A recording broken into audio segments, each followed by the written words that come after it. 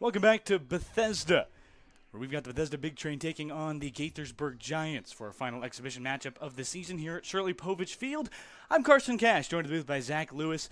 One heck of a matchup we have tonight. Going to be really interesting to see just how this Gaithersburg squad, who didn't fare too well a season ago, fares against a Big Train squad 2-0 in exhibitions who've really, I guess, knocked it out of the park against their first two opponents. Yeah, absolutely. I mean, just a good chance to get a season game in or an exhibition game in before the season against an opponent they'll see lots of times this season. Definitely looking to have a bounce-back season after what they were able to accomplish last year. But lots of players on both sides of the field that are looking to improve and get ready for this collegiate season. Looking at the defensive lineup for the Big Train tonight, they'll have themselves a pretty familiar one if you've been keeping along with us. It'll be Hack in left field, Mirza manning center, and Foscolo in right once again. The same outfield we saw in Game 1 against the Senators. Machado will operate short. Bonaris at second base. The corners is Corbin and Gonzalez. Behind the plate will be a Gaithersburg catcher, who we're unaware of who that is just yet. Man on the mound tonight is going to be Terry Kaler in his second appearance of the season. His brother Tanner here to watch him. But apart from that, we'll take a look at the lineup on the other side of things. As the Gaithersburg Giants squad, they wear that blue tonight. You'll see them all night. Cole McKenna leading things off in the shortstop position. Bennett Siegel behind him. He'll be on left. Aiden Phillips at first. Ryan Strenad, at center. Marcus Martin, an extra hitter. The Eli Livingston will be also extra hit. Miguel Leon will be the DH tonight with Lee Turnipseed in second base. Dominic Theolo at third base, and Drew Cobb will play center field tonight for this Gaithersburg Giants squad looking to bounce back from just a season ago. Yeah, Terry Kaler starting for the Big Train on the mound, playing his college ball at Gaston College. He's a Rhino there, playing 15 games with them, 14.2 innings pitched, 20 strikeouts with them. Pitched some in the Big Train's first exhibition game this Friday against the Senators.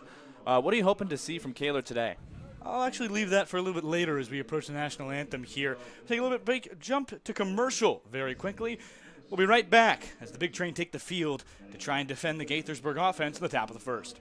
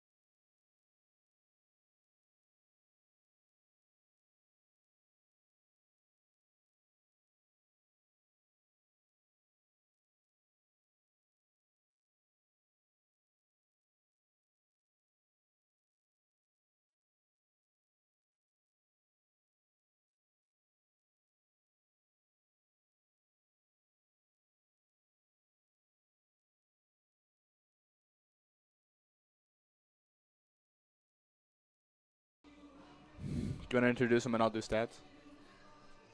Hello and welcome back to the Big Train Baseball Network. Zach is letting us know what comes next. It's Owen Singer on the mound, the lefty out of Potomac, Maryland. Churchill High School, only 5 minutes from Shirley Povich Field. This guy is absurd. A first-team All-Cal Ripken baseball player last year. Zach, this guy is a tough man to beat. Absolutely. Just really excited to introduce our pitcher here, Owen Singer. Playing at Marymount University, had a couple games with them, playing 8 games there, only giving up 15 hits there, getting 2 strikeouts. In 2025, like mentioned, playing for the Gaithersburg Giants, started 1 game, had 15.2 innings pitched and 10 strikeouts. So a nice season in college summer league last year, and hoping to bring that to this season again. You might be wondering, aren't we in Shirley Povich Field? Absolutely, yes, we are. But Gaithersburg loaning us some pitchers as our arms are actually in the NCAA regionals right now. Some returning, some trying to find their way further into the National College Championship. So Singer will be pitching for the Big Train tonight. He is a good arm to have and one that I think they'll be very thankful for. He only conceded a 1.6 ERA last season. He was a very, very tough guy to beat on the mound. He had no earned runs last season in all 15 innings he played with 4 games and 1 start. He was basically a follower. Other players opened for him, but he'll start off against his own teammate, Cole McKenna. This isn't a scrimmage. This is just how it is going to work for the Giants tonight without the lack of arms. And remember, 10 batters here. Swing and a miss on the first one from Singer. Cole McKenna, he's a righty. So advantage technically to him, but again, kind of difficult with a guy like Singer on the mound. Yeah, really interesting. You see in exhibition matches, players playing against each other, players kind of playing out of position all over the place. It's just giving both teams a chance to get all their players back on the rosters that are coming back in from their college seasons. And behind the dish as well, it's Jake Morgan. He's a Maryland junior from Paris, Virginia. That's who's going to be catching, at least for this inning. 0-2 count now. Singer, a guy to look out for if you're looking through this entire season. Delivers. High and away, wild pitch won't be scored that way. If you see behind the dish as well, Morgan has that Maryland catcher gear that has the Maryland flag stitched in as the accent, the tertiary accent. 0-2, low again. The breaking ball finds the dirt before it finds the plate. As McKenna has to back off, has himself into a 2-2 count now. 72 degrees here. Sun setting now. First pitch officially at 7:01 p.m. Third pitch in a row misses outside the zone. Singer in danger of walking his teammate McKenna. Yeah, good opportunity for Big Train here to get an early look at a pitcher they'll see a lot of this season, I would imagine, in many in-division games in the Cal Ripken Senior League. Yeah, Gaithersburg is in the same division, so a team they'll be fighting against a lot. Had a walk as McKenna draws himself 4 straight balls after going down 0-2. It'll bring up Bennett Siegel, the left fielder tonight for this Giants lineup. I believe fare better than the real Giants. Well, they're the real Giants, the San Francisco Giants. First pitch misses outside and away. Siegel himself, he hailing out of Old Dominion as well as McKenna, who's now on first. He spent last season at Old Dominion, rising into a sophomore season, 1-0. Yeah, had a good season at Old Dominion, 13 games there, faced 16 at-bats, able to drive in a run, get a walk, a .301 OPS there, so good start to his career there at Campbell. Wouldn't say that good. It's actually not great, but obviously a young player at a D1 level. Yeah, just getting his feet in, getting a start.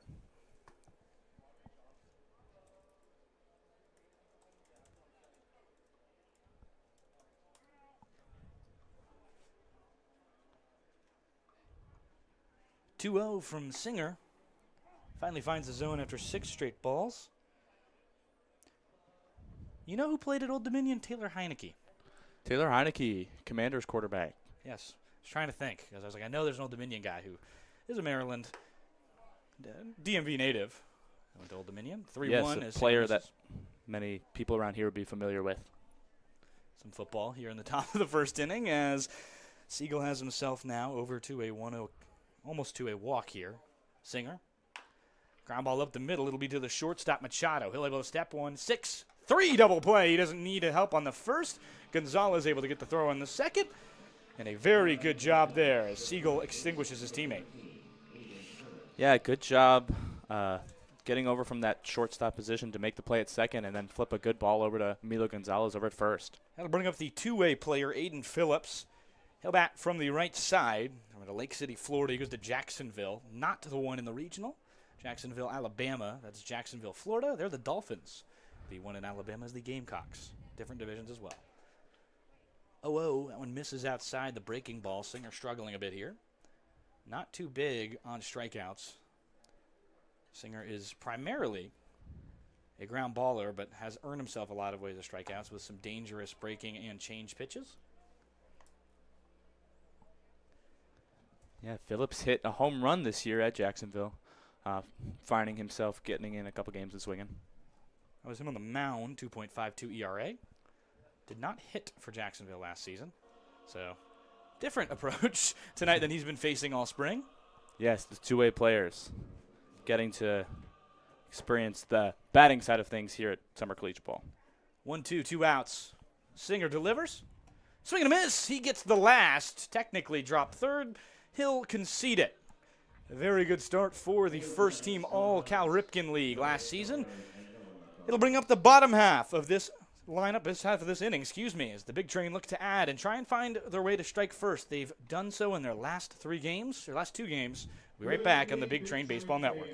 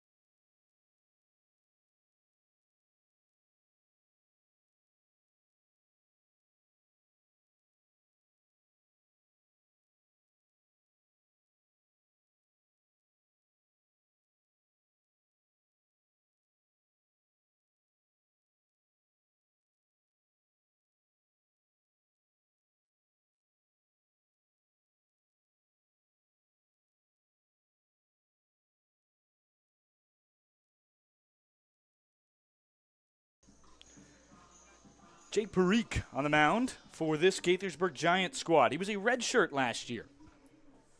Yeah, Parikh redshirting his last year at Seton Hill on the D2 level is currently in the transfer portal looking for Parikh there playing redshirting his freshman year at Seton Hill, looking for a new place to play potentially. Yeah, he's got a big right-handed fastball that tops out at about 94 miles per hour per his Twitter. It's in his bio. I like that. I really like putting your fastball in your bio. It's a good front door approach. It's hey, this is how hard I throw. If you're looking to recruit me, that's where you're getting at the primary pitch. He does throw his fastball primarily, as per his scouting report. He's going to be a guy to watch. If he can find his velo at a bit of a lower height, he's going to be a Palencia-type guy. Typically doesn't start mainly out of the pen in high school, but did start some, has some bigger appearances. His arm can go that long, but in condensed approaches, we'll see how that velo can rise and how his age and how he gets older, we'll see with his velocity increase. Yeah, absolutely. Just a pitcher coming in and just using his power and speed to just beat batters at the box. We'll go through the lineup here for the Big Train. It's going to be Bonaris leading off in the second base position. Cal Johnson will follow at the designated hitter spot. Ryan Foscolo in right, with Logan Ponnet behind him. Emilio Gonzalez, Danny Machado, as Jackson Mirza trails them. TJ Gramesty will be the extra hitter. Hack in left field. Corbin at third base. And you might be wondering, Carson, why is there two DHs? Because their catcher will be catching the whole game. Reek's first pitch. Inside, high. Yeah, certainly an interesting situation there with the two designated hitters, but Big Train roster still waiting to get fully together here, and Sal, coach of the Big Train, electing to use a catcher from the other team. Yeah, it gives his guys some room to breathe and also the ability to play other positions. Gramesty will be catching a lot this summer, so keep him off his feet. 2-0 is the second pitch from Parikh, misses. Bonaris. The 2-0. That one misses. 3-0, I apologize. That's a first walk on 4 pitches, his first miss, and now a runner on for Cal Johnson. The big bat tonight. He found himself going deep earlier last night, in the second inning, an in-the-park home run. Yeah, that was quite an impressive feat. Got so quickly around those bases, really just took off running as soon as he got that drive down the left side. His inside-the-park home run contributed for 2 of his 4 RBIs, as he also hit a double. He was mashing last night. First pitch inside, 5 straight balls for the pitcher, Parikh. He spent his last season at the College of Central Florida, but is committed to the University of Maryland. Back over to first.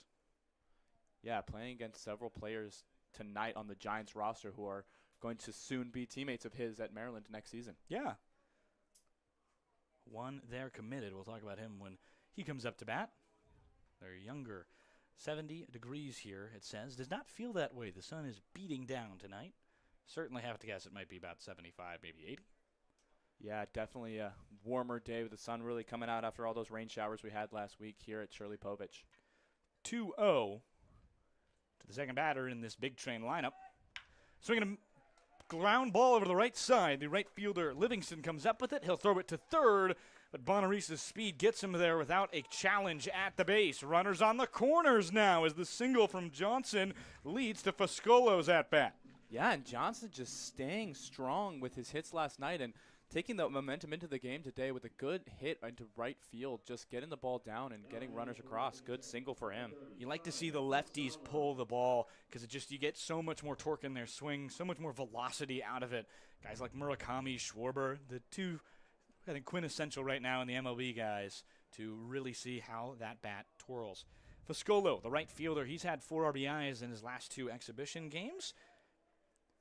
That was last night against the Coconuts and the night prior against the Senators. He was 1 for 4 last night. His only RBI coming on his lone single in the first to drive home the first run of the game. He'll try to do the same tonight.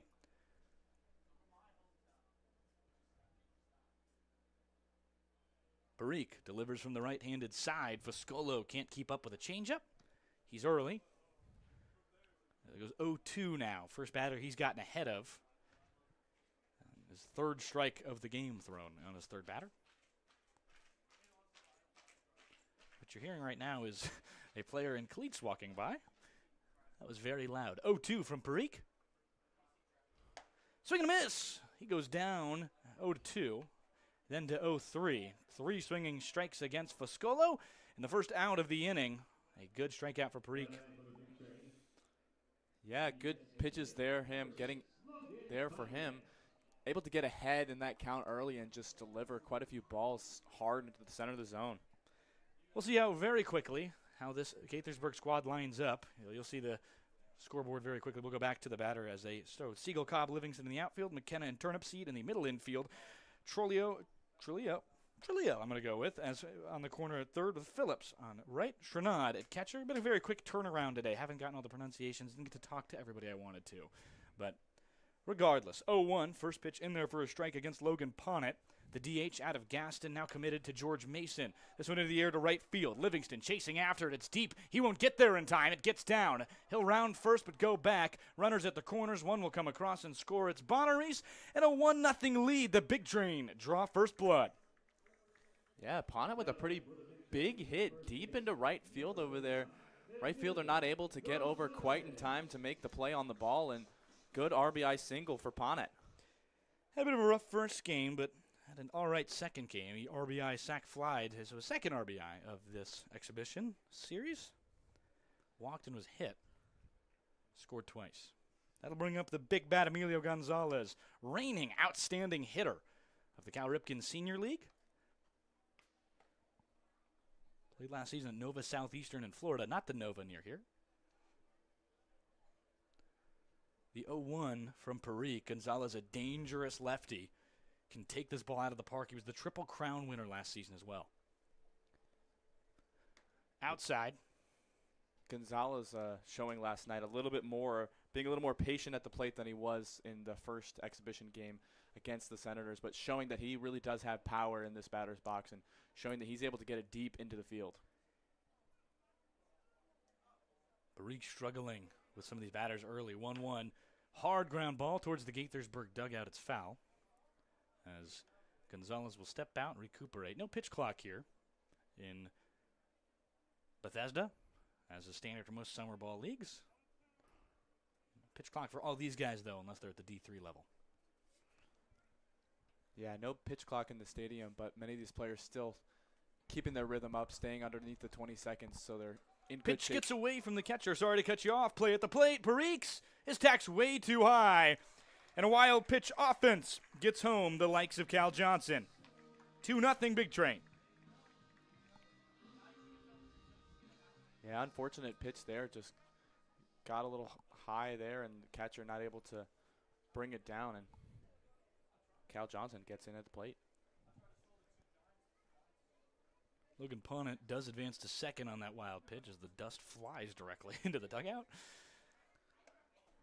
2-0 is a pitch out. Over to third. His tag isn't there in time. A stolen base for the likes of Cal Johnson now. Or goes over to third. Excuse me, it was Bonneries who. No, for the likes of Punnett. I apologize. Punnett over to third. So many George Mason Patriots on this roster. And Terrapins.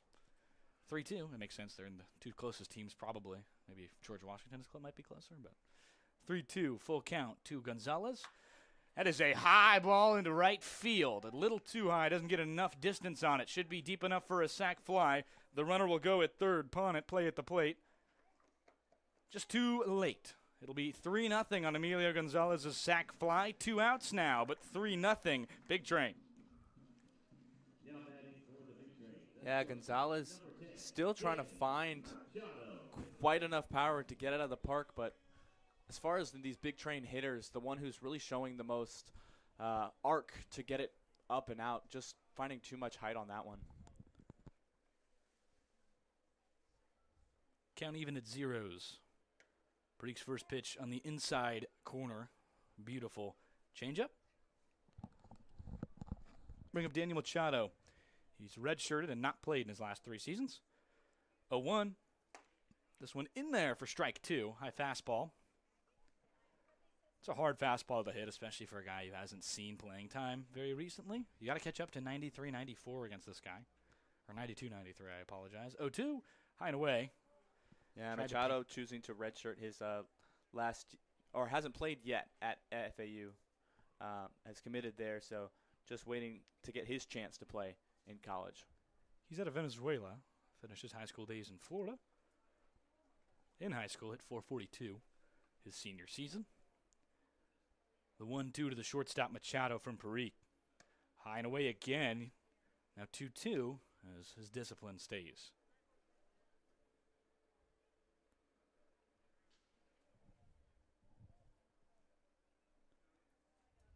Twos. Ground ball to the right side, collected by the first baseman Phillips. He'll throw it over to the pitcher just because he is going to be safe about it. Parik gets the putout. And 3-0 for the Big Train. 2 hits on 3 runs on 2 hits. Good golly, it's early in the day, it feels like. We'll be right back in the top half as the Gaithersburg Giants try and strike back a little bit into this 3-0 Bethesda lead. We'll be right back on the Big Train Baseball Network.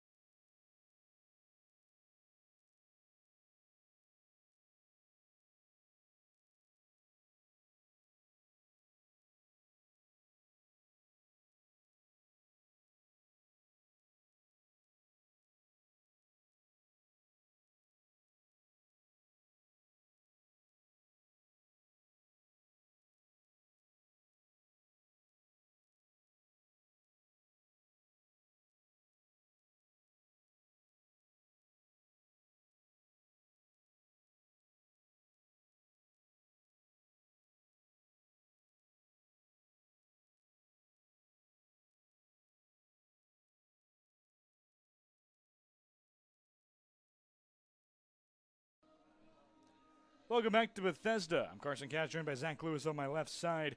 70 degrees here. Feeling a lot warmer than that with the humidity and the sun beating down right on these players. Sunset happening a little later in the day. Bethesda struck 3 times in their last time up. It'll be the Giants' turn now in the top half of the inning against Owen Singer, their best pitcher last year out of the pen. He was a first-team All-Cal Ripken League, All-League team. I don't know. I keep forgetting the name. It's always a lot of words. Yeah, tough start for his own players, for the Giants to be hitting against a pitcher that. Also that, true. He was both. Pitcher that is playing against his own players here. 2-0's inside. Falls behind another batter here very heavily. He was also a Cal Ripken League All-Star. Thank you, Becca. That's our producer, for those of you who don't know. Running the show. 3-0. That one on the top of the strike zone just paints it. Man behind the mound right now is Jake Morgan. He is a Maryland Rising junior. The school. Out of Virginia himself. That one close. Called ball 4. And it'll be number 11 for this other side here, as Ryan Stranad, the catcher, gets on base. Stranad, one of the members here, as he'll be trailed by Marcus Martin. Not Mark Martin, if you're a NASCAR fan. Martin is a member of this squad at High Point. He plays out of Olney, Maryland. There's a team there in the league, but does not play for the league. A lot of guys on this Gaithersburg roster are from Olney, which is pretty funny to me because, they're not playing for the Olney Crop Dusters. Yeah, the only Gaithersburg area, really kind of tight-knit community, close places together, just playing probably where they have ties to the coaches and players, kind of where they find a good fit for them this summer. Yeah, sometimes it's high school connections that earns it there. 2-0 from Singer. That one inside. He falls 3-0 behind the second batter in a row. Have to work his way out of a jam here, potentially here. Martin last season High Point played 22 games. Not exactly a lot, but a lot for college. He only played about 50. He only started in 6 of them, but he did find himself to 19 at-bats, a lot of the time pinch running. Stole 1 base, never caught stealing, 263 average in those appearances he had. 3-1. This one in the air to center field. Chasing after it's Mirza. It is very high. It is very deep. It's off the wall. Mirza fires in as he goes to second base. He'll stop there standing. And the runner will stop at third as well. A very good piece of hitting from Martin. He'll get himself to second. He'll lead Stranad to third. Yeah, Martin starting off real hot in this game. Taking a big swing at that. Getting a crack that falls all the way back near center field against the fence. Able to advance his runners to third and second. Eli Livingston, a Terrapin, committed to the Terrapins, actually. He's going into his freshman year this fall. Spent his last high school days at St. Paul High School. He's out of Cockeysville, Maryland.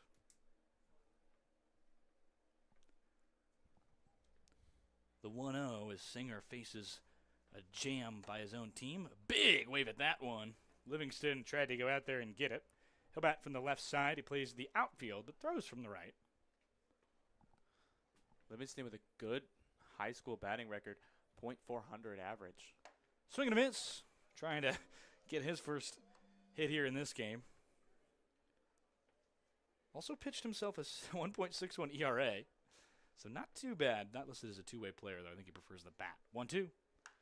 Poked out foul. He keeps himself alive as Singer keeps going to the well low. Got himself a real jam here with a runner on third and second.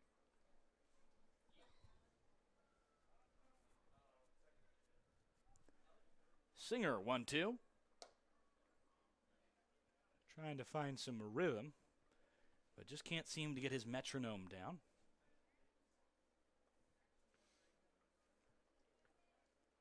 Even at 2. This one poked in the air to the left. It's going to be foul. Again, just staying alive here.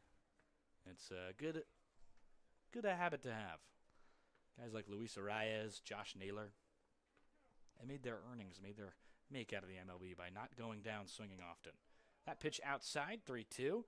They didn't walk too often, though. They swung at everything, hit everything as well.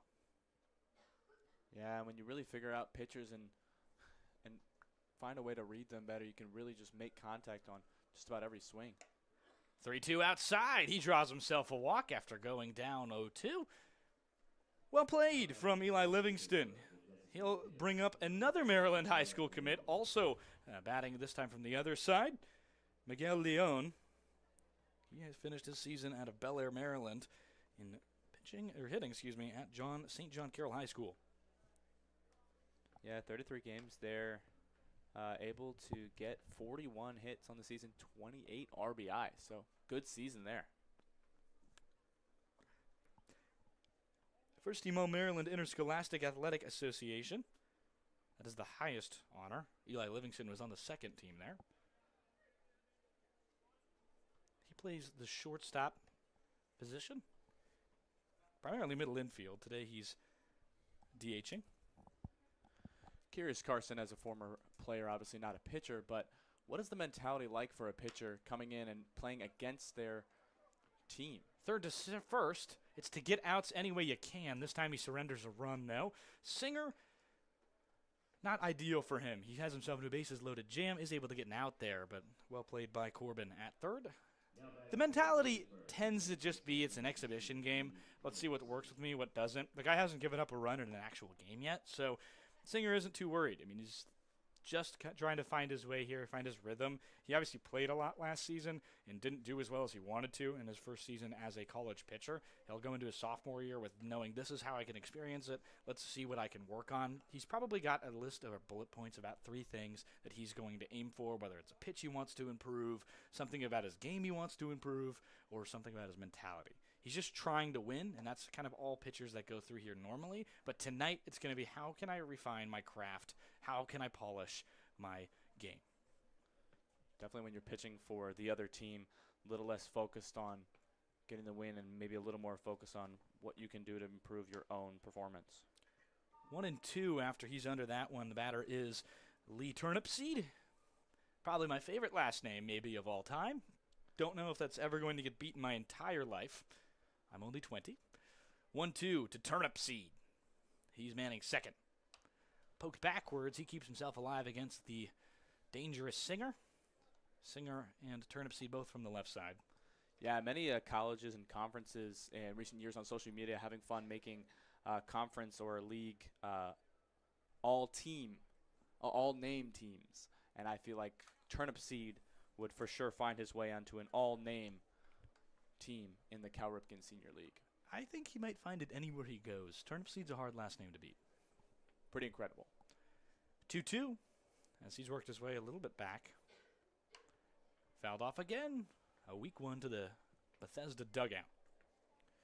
Turnipseed is out of Charleston Southern, an FCS school in football, but a D1 school nevertheless. Didn't play at all. He's rising into his sophomore season academically, into a redshirt freshman year. Played 24 games, had himself 24 RBIs, so pretty good rate. He was raking for Charleston Southern. He's out of Clemson, South Carolina. Wonder what he's doing all the way up here. Yeah, some guys traveling pretty far for their summer ball just to find a good opportunity to get some more reps in. Full count to Turnipseed. This one will bounce back as he fouls it away. Up needs more game balls. It's been a constant present and a lot of traffic, obviously, for Singer, but a lot of full counts. Guys working their way back, being very disciplined. It's a one-on-one hit right now for Gaithersburg as they trail 3-1. Seed up the middle, gets down for base hit. Mirza fires it in. Play at the plate is going to be just a bit late as that one's mishandled. No Gaithersburg Giants will score, but it'll move the RBI single collector Lee Turnipseed to second. A fantastic piece of hitting as this one's now within 1. Gaithersburg gets one across the plate.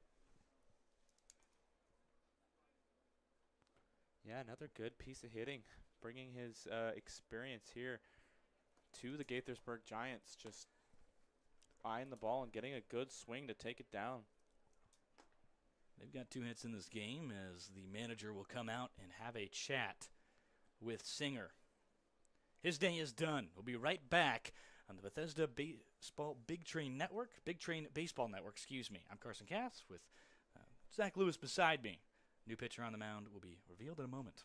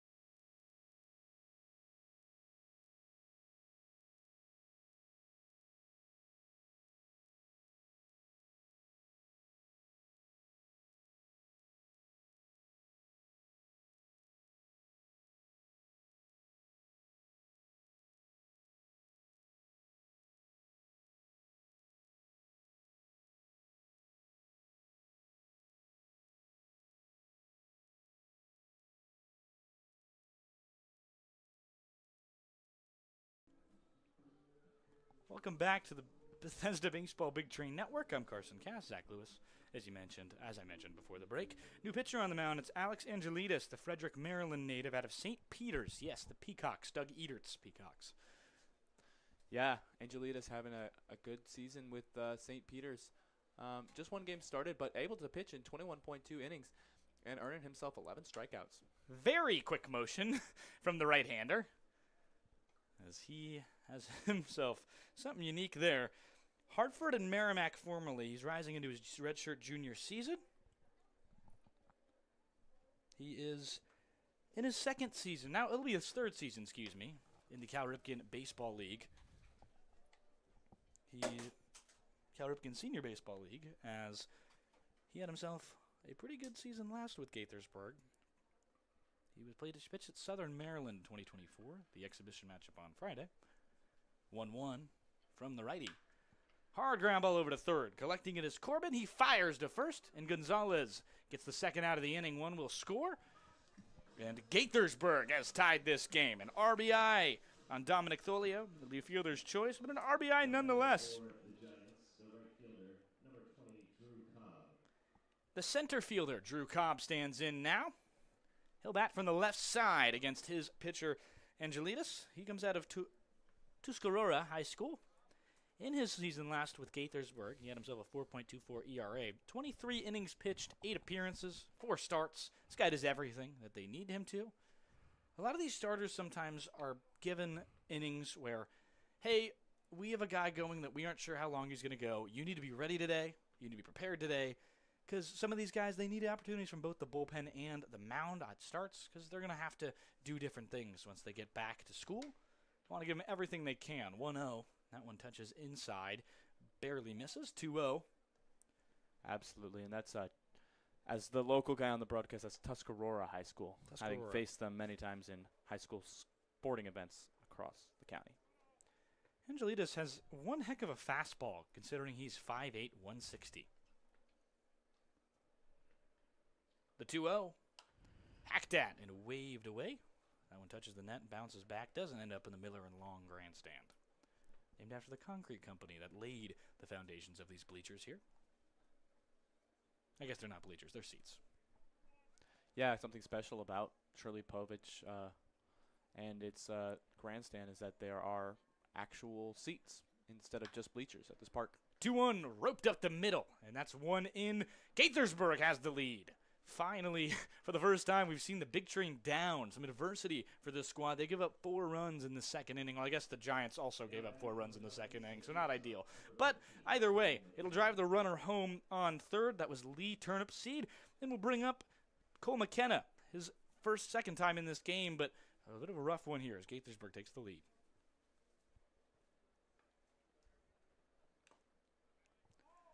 First one is a foul ball, as McKenna waved at that when he walked his first time up. Was a victim of a ground ball play, or a double play, excuse me.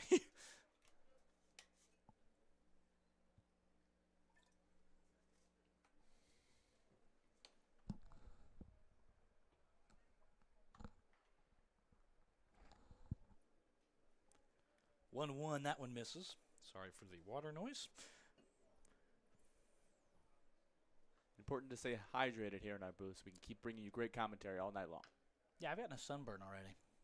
Very small one on my wrist because it was late, I think, at night, but not ideal. 1-2, that one a foul ball off of the bat of McKenna. He played his last season at Old Dominion. For the Monarchs, he had himself a pretty good season. 25 games, a pretty good season at least at the plate in terms of walking. I always call it a good season at the plate when you have a 400 OBP. Average, not so much. 167 on that and the slug. Walked in 7 plate appearances out of his 25. That one low and away. Obviously a 40% rate. 3-2, full count payoff pitch to the righty, from the righty, out of West Deptford, New Jersey.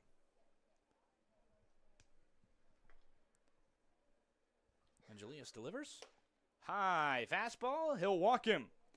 And the Gaithersburg squad just keeps on going. Ring of fire so far. Yeah, both pitchers coming in for the big train, pitching for the big train, but from the Gaithersburg Giants side have struggled to really find that strike zone in the later parts of the at-bats, really walking quite a few people here. 4 runs on 3 hits now for Gaithersburg. First pitch grounded hard down the line. Gonzalez won't get there. It's foul. That's why he didn't.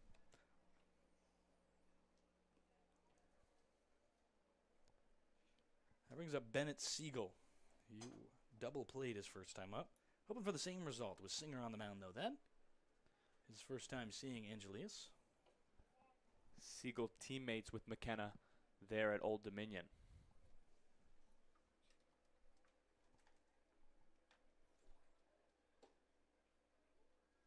Take a little cut to our media team, as that is Bevan Crowley and Matthew.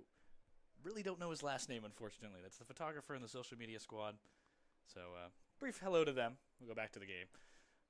But 1-1. This one is a hard hit ball into right. But it's the right fielder, Foscolo, who gets there. They get out of it. 4 runs on 3 hits for the Giants. Big Train have the chance to respond in the bottom half of the second. We'll be right back on the Big Train Baseball Network.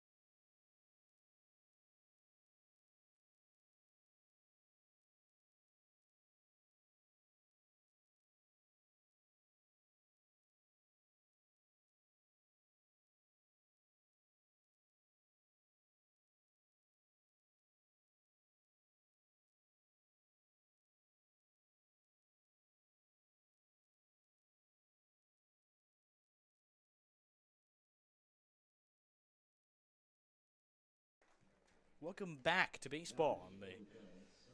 We've got Jack Edner, number 7 on the mound, a rising sophomore out of Caldwell University. He's a Cougar there. Had himself a season at Clarion that he ended up getting a red shirt for, and now he's a rising sophomore. He's going to be actually a junior. He played 2 years. I think he's a junior. I might have got that wrong. Either way, he played at Caldwell, previously at Clarion, the Broncos. Yeah, Jack Edner here you see on the mound looking to get a flow not only in his locks of hair there, but into the game to string together some good at-bats and outs here for the big train. Obviously, stay on the stream, but if you could do yourself a favor and look up Jack Edner, that's Jack, obviously, Edner. That guy's picture on his Caldwell University website is one of the best glasses haircut combos I've ever seen. He's got sunglasses on the mound, I believe. It's a new one. Are they regular glasses? They're regular glasses. He's wearing his glasses. They were just reflecting sun off of them because they're glass. That'll bring up number 2 in this lineup for the big train. It's Jackson Mirza. The center fielder tonight has made some big plays out there in the first few games. Yeah, being an athlete myself who has had to wear glasses while competing in the past, can definitely appreciate someone else who can pull off the look of the glasses and understand some of the complications that comes with having to wear lenses while playing on the field. You know, I'll be honest, I probably would have been better at sports fight glasses. Got glasses last year for the first time. Finally saw straight and clearly for the first time in my life, just about.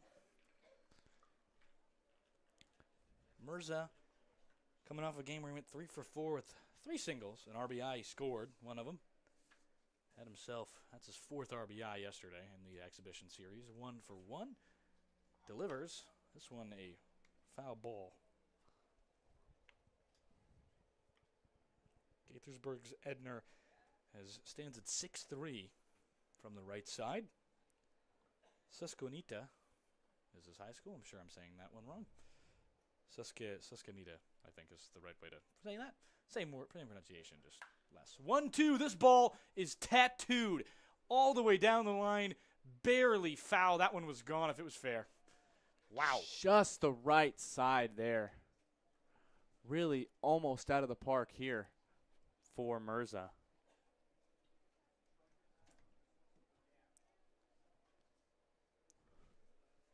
Count 1-2 as Edner now deals with Mirza, who just went deep foul. Won't give him that pitch again. Got him swinging. Mirza a little antsy after that deep fly ball. It'll be a 0-0 count. 1 out here, as that is a big strikeout for Edner. Yeah, Mirza getting a taste of the pitch on the one before, and then on his next one looking at it and just taking a big swing at it. I'll bring up TJ Gramisty, the very animated catcher, DHing tonight. Keep him off his feet. He is one heck of a personality, I got to say. Gramisty, big first game. He hit very well there and also caught a runner.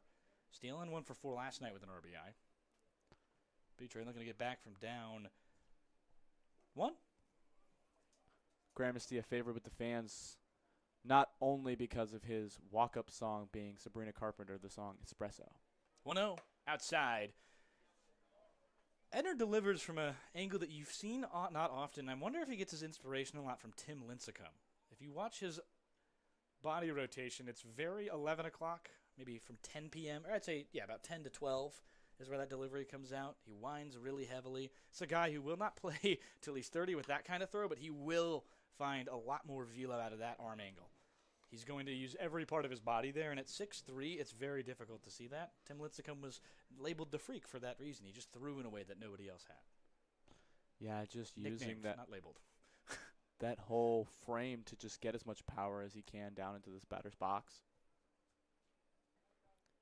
Edner, 2-1 to the batter, TJ Gramisty. This one skied in the air to right. Going back on it is Livingston. He'll get it right at the warning track. He'll find himself the second out on the mound, Edner. And 2 outs now for this Gaithersburg squad as they look to be the first team in exhibition to keep the big train down for more than half an inning. Yeah, Livingston barely having to move there to make that catch. A nice hit, but not quite enough to get it behind the right fielder there. Edner will give it a pitch to Will Hack in the next one up, left fielder. 2 outs. Edner 0-0. High. Struggles a little bit with that fastball missing on that upper portion of the plate. Has not been thrown to too much. Hack last season at JMU had a 321 OBP. Not average in slug where you'd want it, but he still drove 7 in. 1-0 from Edner. This one fouled into the air after it is the first baseman, but it will land in the bleacher section, or in between the bleacher section of David Povich and the metal bleachers. David Povich, first base grandstand, excuse me. Not just David Povich. Yeah, they're into the stands for a couple of our younger fans to go and chase around. He'll have to give it back, though, we hope. Don't want to run out of game balls.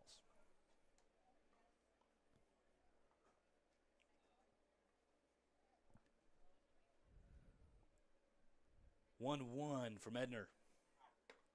Outside, he yells as he throws it to Bishbat every time. Not happy with where that was placed. He actually yells whenever he misses, which is really funny. It's kind of tipping his pitch in a way. Every time he throws that fastball, it's missed, and maybe he hasn't done it because he hasn't been throwing that fastball in the zone, but he grunts every time he throws the fastball specifically. Yeah, kind of similar to a tennis player making a swing at it. That's a breaking ball, deep in the left. Misread entirely by Siegel, but he makes the play anyway, has to dive for it. That's the third out of the inning. A very good play on a very bad read. Gaithersburg sends it to the bottom half of the inning, or the top half of the inning. They'll get a chance to bat and add on to this 4-3 lead.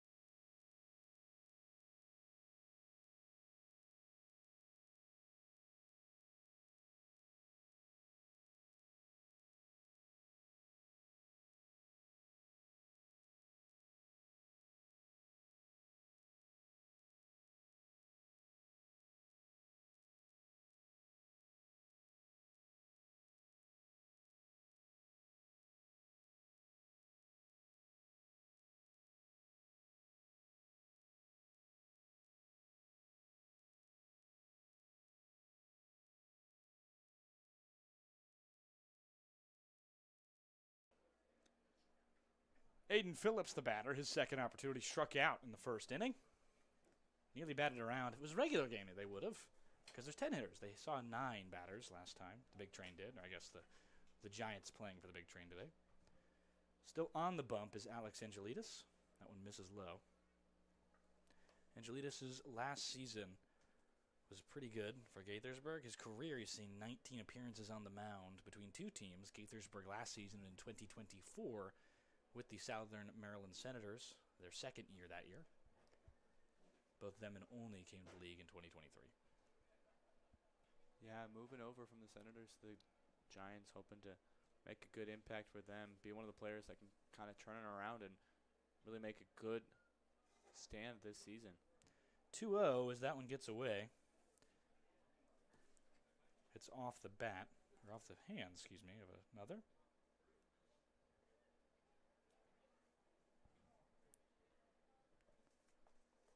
Oh, and Singer's day ends. Hasn't given up a run in regulation. Certainly did there. 4 earned against him. Everybody that reached was his. Strike 1 after 3-0 count. He'll end his day giving up, a breezy 4 walks and 2 hits.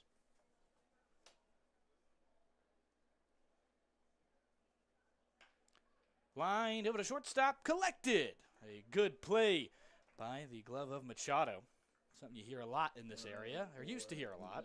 Doesn't play here any longer, and now in San Diego, but they have somebody at shortstop here in Bethesda if you miss Manny. It's Daniel. That'll bring up Ryan Stranad. He walked his first time up. He ended up scoring, actually, as well. It was the first run to be plated for Gaithersburg as they tried to fight their way back.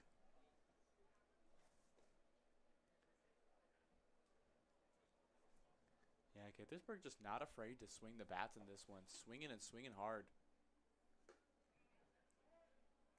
A strike on the lower portion of the plate. No errors in the first 2 innings, which is the first time that's happened in either of these exhibition games. 0-2. That one high to the batter. Strenat. Angelitas, obviously a bit smaller. Last season he saw 4.24 ERA in his 23 innings. A lot of work with a 1.5 whip. That's a pretty good number for a guy who started. 1-2. Just a bit outside. Very good pitch. Didn't get him to bite, though. Yeah, Strenat staying patient there, just waiting for him, trying to earn his way back in the count.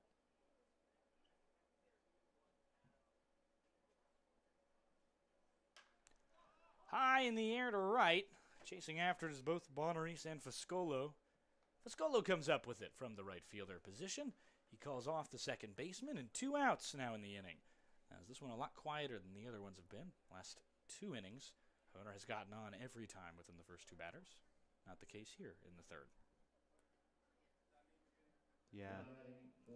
Good fielding by the big train. Looking very polished out here, making the plays that you need to. Pitching, holding off the players from really finding the exact spot that they want to. Hack at that one, foul tip strike. The catcher behind the dish cannot fully come up with it. That is Jake Morgan of Gaithersburg. The 0-1. Just outside. Now 1-1 as the count rolls even in the top half of the third.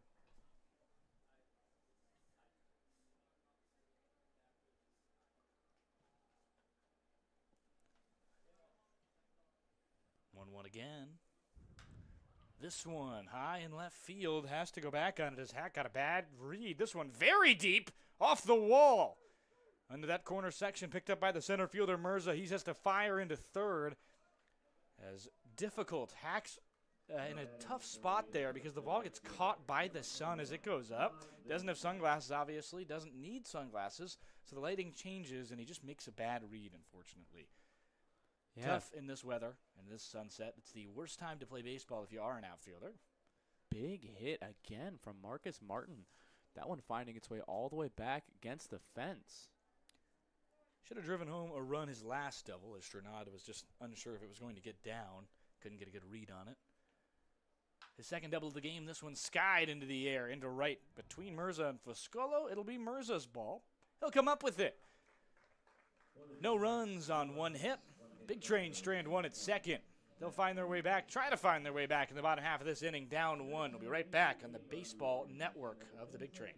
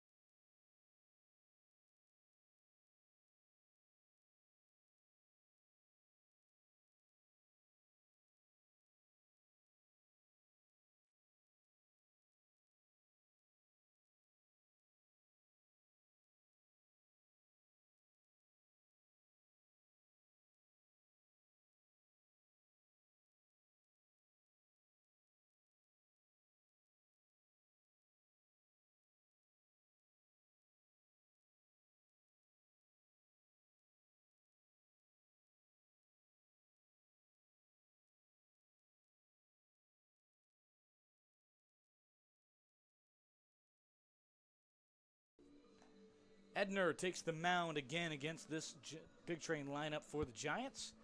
Edner does pitch exactly like Tim Lincecum. In the break, we took a little look at him throwing. I mean, that guy throws exactly like the freak. My favorite player ever who was not of my hometown team. That'll bring up Parker Corbin for the first time, though, for this Big Train lineup. Top half of the third, Big Train have only collected 3 hits, went down 3 in a row last time, trying to find some offense here off the back of Parker Corbin.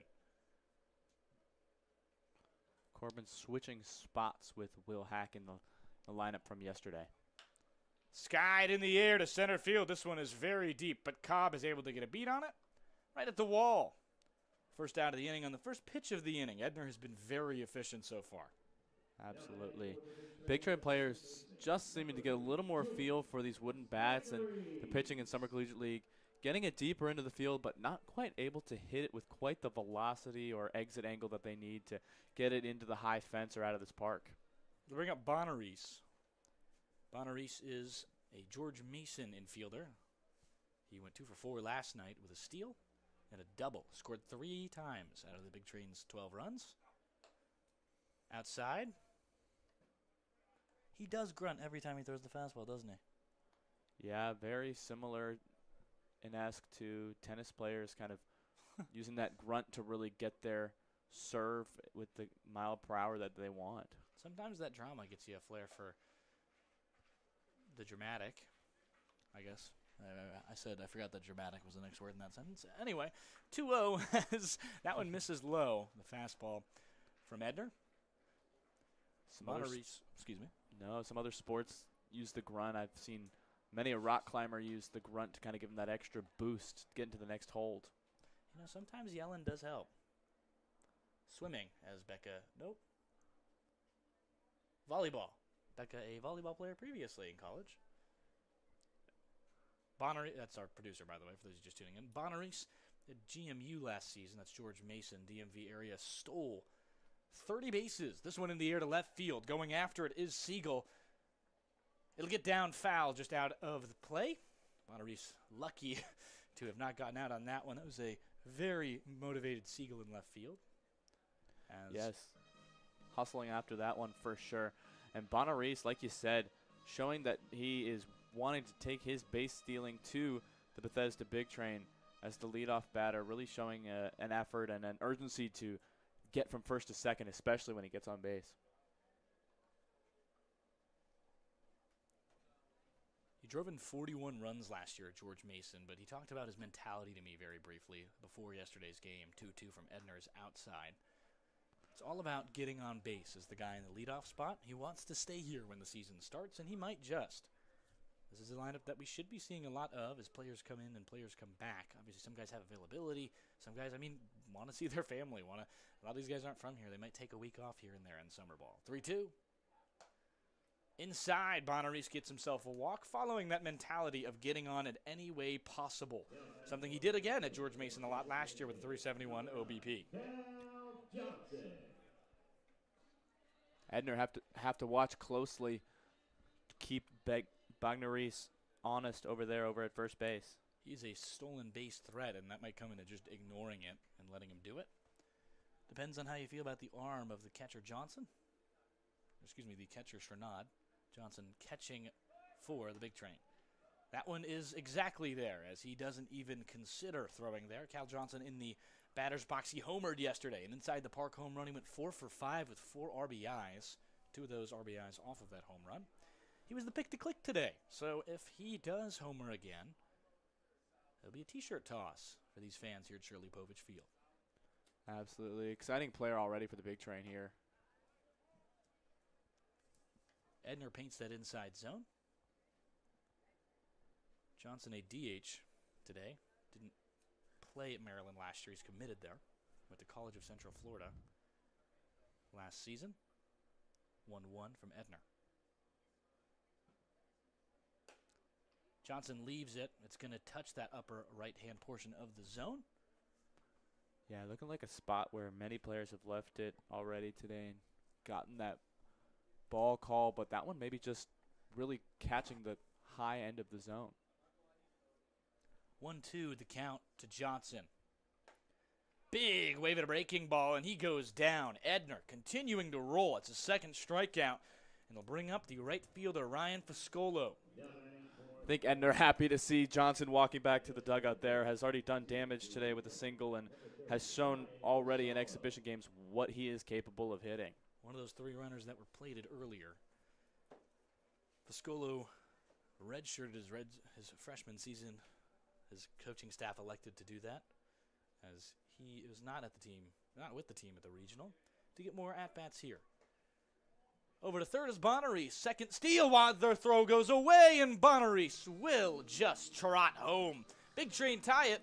Error or wild pitch offense doesn't matter. Now 2 runs scored off misplays and missed throws from this Gaithersburg squad. And Bonneries just showing exactly what we talked about, that mentality to get on base and then just do the damage from there, using his quickness and ability to get over to third and then with the missed pitch, get all the way home. Pressure off Foscolo with 2 outs now. 2025 with the Delray Beach Lightning. Played very well there. That is a Southern Collegiate baseball team. 1-0. This one grounded to the shortstop, McKenna. He picks it up, fires over to first, and that will end the inning. That will end the inning. Top half of the 4th coming up next here on the Bethesda Baseball Big Train Network.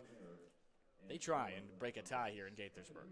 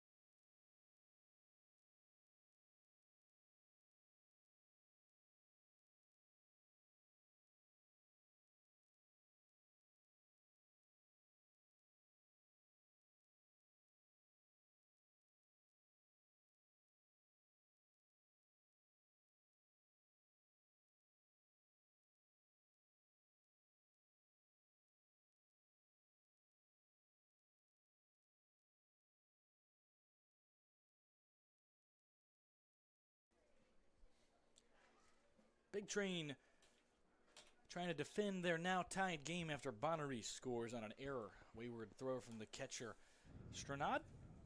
They'll try and avenge it here. Miguel Leon, will come into this game. A commit to Maryland. Pokes it foul. Watch your car. As that one exits Shirley Povich Field at the 6 o'clock range. Leon last time up, able to reach on a fielder's choice. Out of Bel Air, Maryland, he stands at 5'11". Leon fouls back, pitch 2. For the man on the mound, it's still Alex Angelides, the St. Peter Peacock. Say that 5 times fast. Don't think I will, my friend. Don't think I will. And is looking to go into his 3rd season now. Spent his 2024 at Hartford. That was D1 at the time. Now a D3 school. 0-2 from Angelides. Grounded up the middle. It'll go up to the shortstop and third baseman to decide with. Corbin can't collect that one. It'll go down as an infield single. Miguel Leon on for the first time this exhibition game. He drove home a run on a fielder's choice earlier, so his day continues to go well. Both in the infield, both to the left side. Corbin was able to come up with it earlier, but that 5-3 will not come this time. It'll draw up Lee Turnipseed, the greatest last name I think I've ever had the grace of commentating. Turnipseed, pretty dangerous in his few seasons. Has a pretty big news here for us in the Big Train. UCLA just eliminated St. Mary's. That means 2 pitchers come back. And if you're familiar with the last 2 broadcasts, only 7 were available this weekend, which is why Gaithersburg guys are pitching for the Big Train, happening right now. Yes, sad for players who are competing there, but Sal and our coaching staff happy to have a lot more players available on his roster as he goes into starting day, starting this Tuesday. The UCLA team led by top prospect Rock Chalowski gets a new life as they play the loser of the upper half of that regional, 2-0. in there. Regionals happening right now. A lot of fun baseball as the Cal Ripken Senior League starts. And, obviously you can't count out NCAA regionals. They're one of the best times of the year. Most upsets in, I believe, history. This regional in the first round. 2-1, runner goes. They'll fire and try and get him. Throw goes wayward. Does hit the runner. It goes off of his helmet into the center field portion. Mirza has to fire in over at third. Play is not made as it's going to be a stolen base and then some for Miguel Leon. Lee Turnipseed now has a runner in scoring position and at third nonetheless. So an RBI opportunity up 3-1. Yeah, Leon trying to return the favor from Bonaris there on the last inning, who tied it up with his stolen bases, but Leon able to get to second and then with the missed throw all the way over to third. And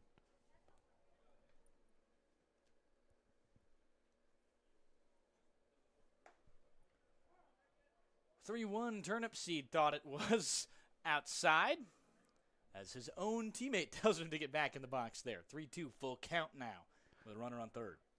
Turnipseed halfway to first there before he had to come back to the box.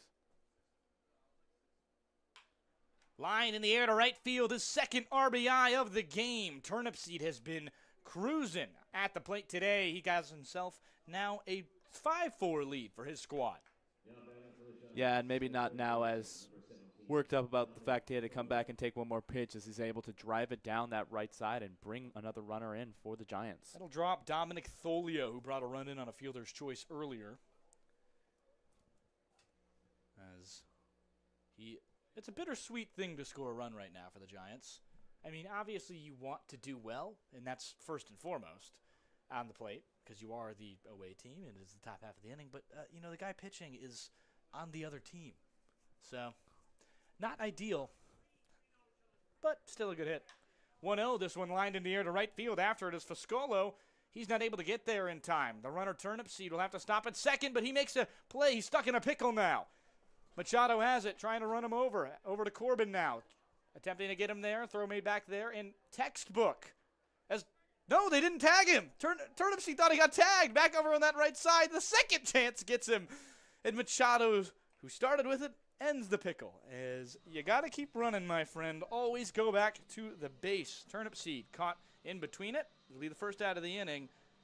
As he drove home Miguel Leon, and he was driven home back to his dugout, not by an RBI, but by a caught stealing. Yeah, caught in a tricky situation there. Just thought he wanted to go, and all of a sudden second-guessed himself and got stuck there. Big Train taking a couple tries, but eventually did just get him with the tag there, sending him back to the dugout.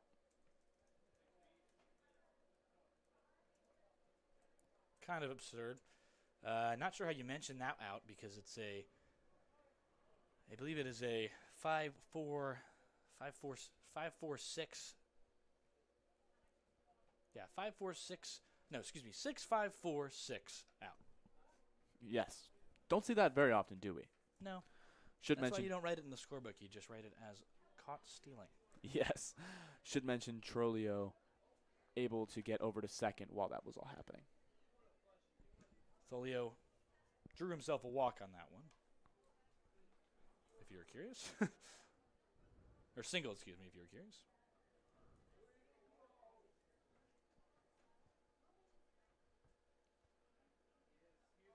So fielder's choice technically. 2-0. Still a single. So he made his way over to second base, which is why Turnipseed didn't go back.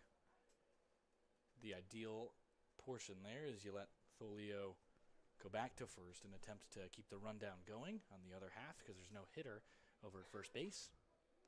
No first baseman over at first. 3-0. Catches the lower portion of the zone. Third inning of work here. And Peacock on the mound. Angelitas is still doing good. St. Peter's Peacock. Yeah, Angelitas looking to fight his way back in this one. Got down on the count early. Lined over. It's on the ground. Picked up by the second baseman, Bonaris. That'll be the second out of the inning. As Gonzalez jogs it back to the pitcher. Maybe thought that one was the end of it, but just 2 outs here, and that will be it. The day for Angelitas as the pitching coach manager comes up to relieve him today. Had himself a pretty good day so far. Came in during that second inning and got his way through some batters. Got his way through a few before he had to unfortunately deal with a very loud lineup that has done a very good job against him today. Cobb is extinguished as his final out, and they'll bring up the next one behind him. We'll be right back as the new pitcher takes the mound here in Bethesda.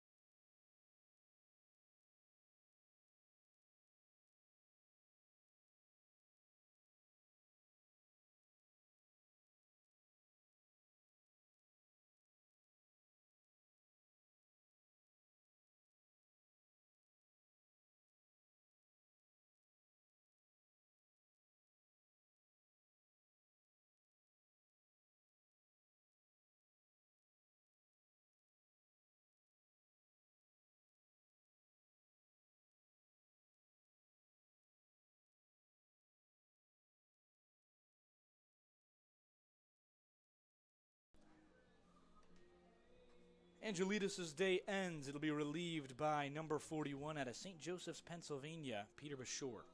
Yeah, Bashore there, 11 appearances, 18.2 innings pitched. Able to get 14 strikeouts in the season, so not a bad 2026 with the St. Joseph's. He had himself out of Lutherville, Maryland, St. Joseph's, the college, of course.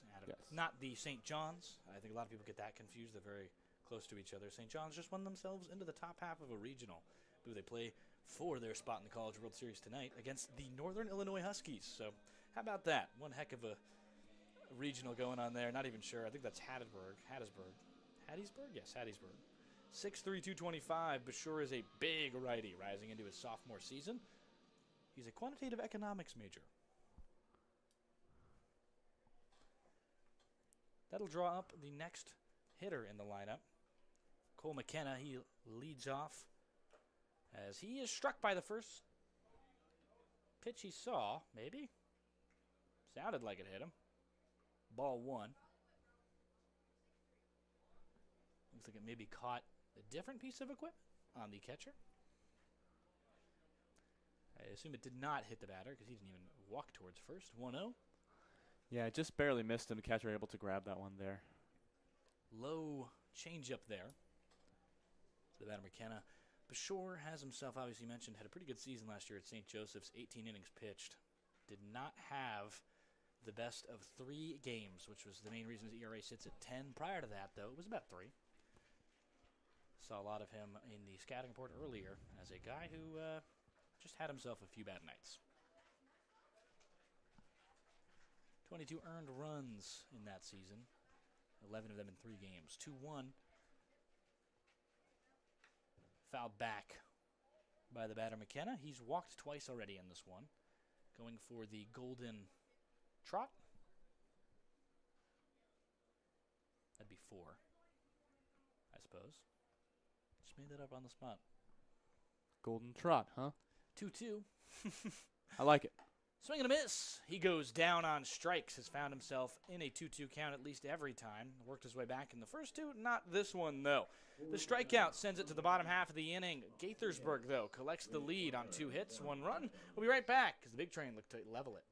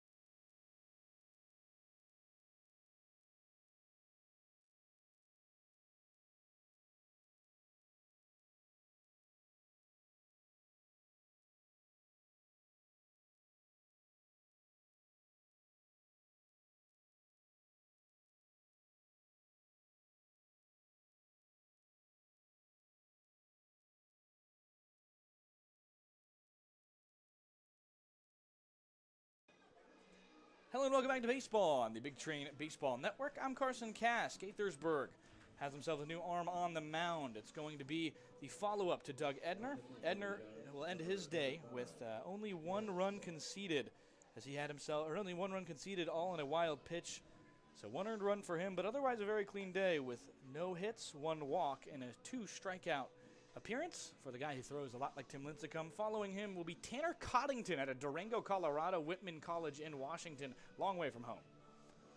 Yeah, really making the trek all the way across the country there from Colorado, originally playing college ball at Whitman College in Washington. Able to play in 11 games for them this last season and get 12 strikeouts in those 11 games. Not a bad return from Coddington. No, can't say it is at all. As this Gaithersburg squad, up 5-4, relying on this arm to try and find his way through. Actually played in the Great Lakes, or the Grand Lake Collegiate League, excuse me. Or the Great Lakes Collegiate League for Grand Lakes. A lot of words. They'll bring up Logan Ponnett, though, for this Bethesda Big Train lineup. He singled his first time up, ended up scoring, was an RBI as well.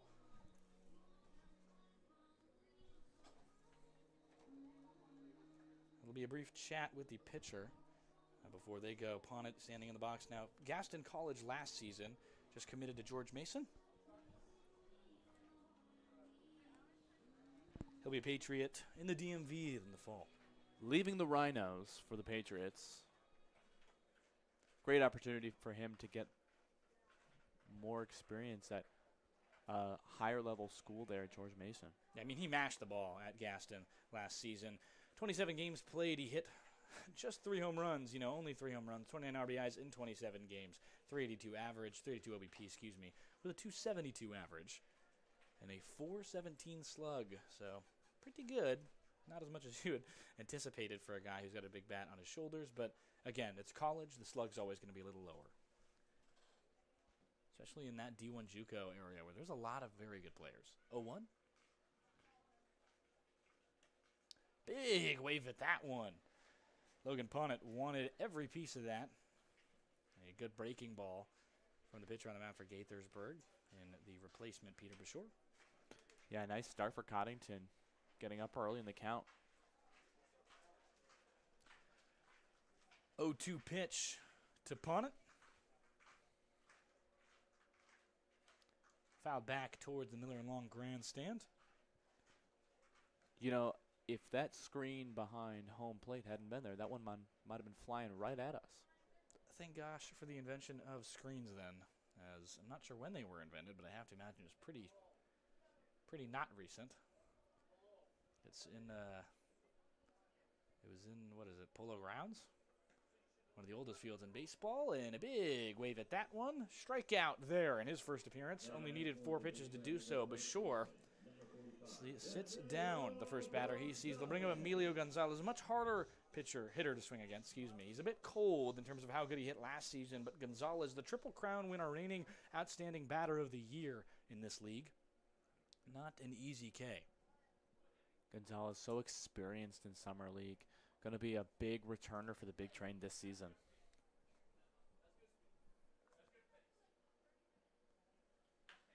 Up the middle to the second baseman. That's a hard hit from Gonzalez, but it's just a worm burner that is collected by Turnip Seed. Second out of the inning, as these Big Train really are struggling to get the bats going after what was a good first inning. It'll bring up Daniel Machado, out of FAU, the Venezuela-born Owl.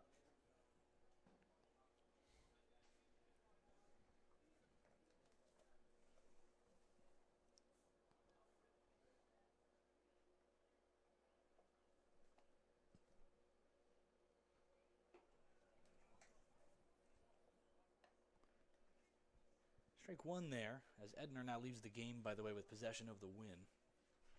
If they do end up winning this game without losing the lead once again.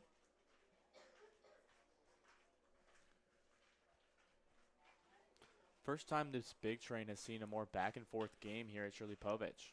Hard ground ball up the middle. It's collected on that side by McKenna. There'll be no runs, no hits, no walks for the Big Train as they go down in order. Daniel Machado, the final one to go, but they'll see it in the top half now of this next inning in the 5th. Big Train trail 5-4 on the Baseball Network.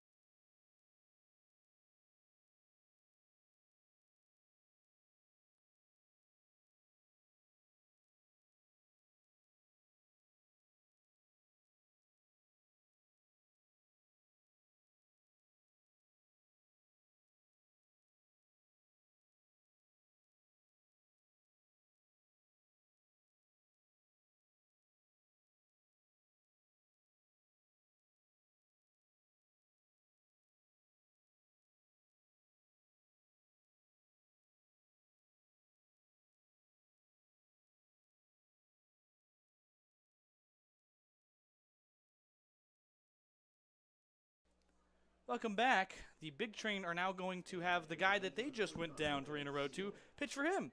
So it's still Bayshore. He's going to not care who he pitches against. He just wants to win. He extinguished 3 batters in the top half of the inning, and will do so to the next half. Yeah, not something you see too often in the game of baseball with a pitcher pitching both the top and bottom of an inning, but definitely some fun, different things you get to see in an exhibition match. That will end the day of Tanner Coddington at 1/2 inning. Throw over from third off that ground ball. They'll call it out at first. Umpire had some second thoughts, it seemed like, when both hands went up, thought it was going to be a safe call. Pump fake as it extinguishes Bennett Siegel in that second hit spot. Yeah, a lot closer there in first base than might have originally looked at, but umpire calling it out. You know, it's very hard to keep track of all the pitchers because, you know what? I'm going to be honest. It's hard when the same guy is pitching in both the bottom and then top half of the next inning. Yeah, haven't seen a single pitcher from the Big Train roster yet tonight. Normally you need a rain delay and a trade for that.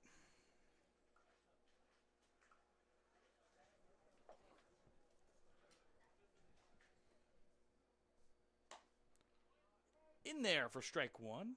Brings the count to even for Bayshore, excuse me.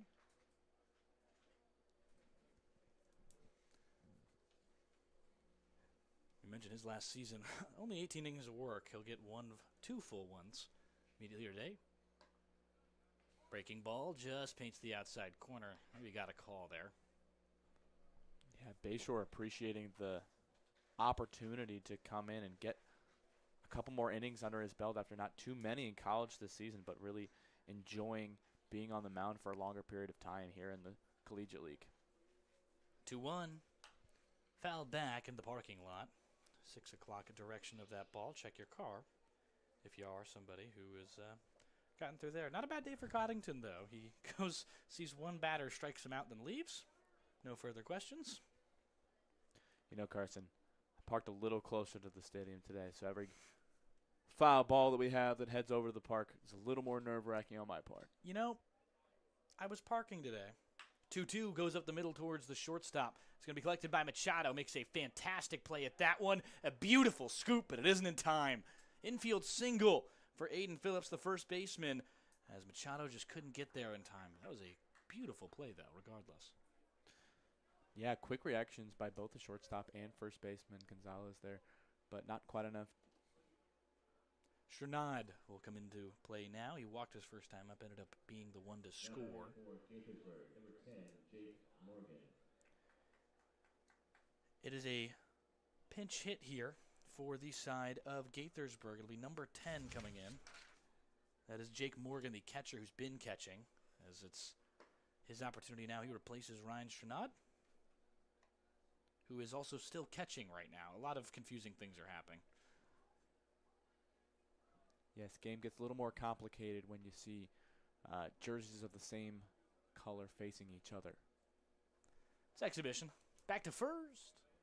Pickoff is safe. Emilio Gonzalez lays down the tag. Effort isn't vain. 68 degrees here as it cools at about 8:30. Top half of this 5th inning. Ground ball over to the right side. Going to be collected and, no, Bonaris gets out of his hands, and an error as he looked to second before it went into his glove. Chernod's replacement, Jake Morgan, will reach on an E4. Yeah, uncharacteristic from Bonaris. Been really smooth out there in the field so far in these exhibition games, but just getting a little ahead of himself on that one and not quite getting it up out of the dirt. Yeah, 2 errors and about 100 chances last season.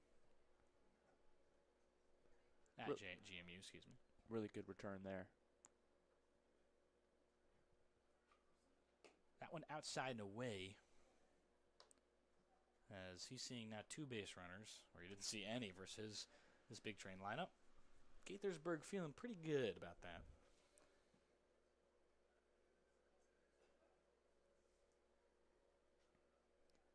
Bayshore, outside again, 2-0 count. Maybe a bit difficult. mind-rattling to pitch the same next 3 outs. It's like a bullpen. Martin really showing today what he's capable of. 2 doubles and 2 big hits. Marcus Martin miraculously not an RBI today. He was stranded after his double in the 3rd.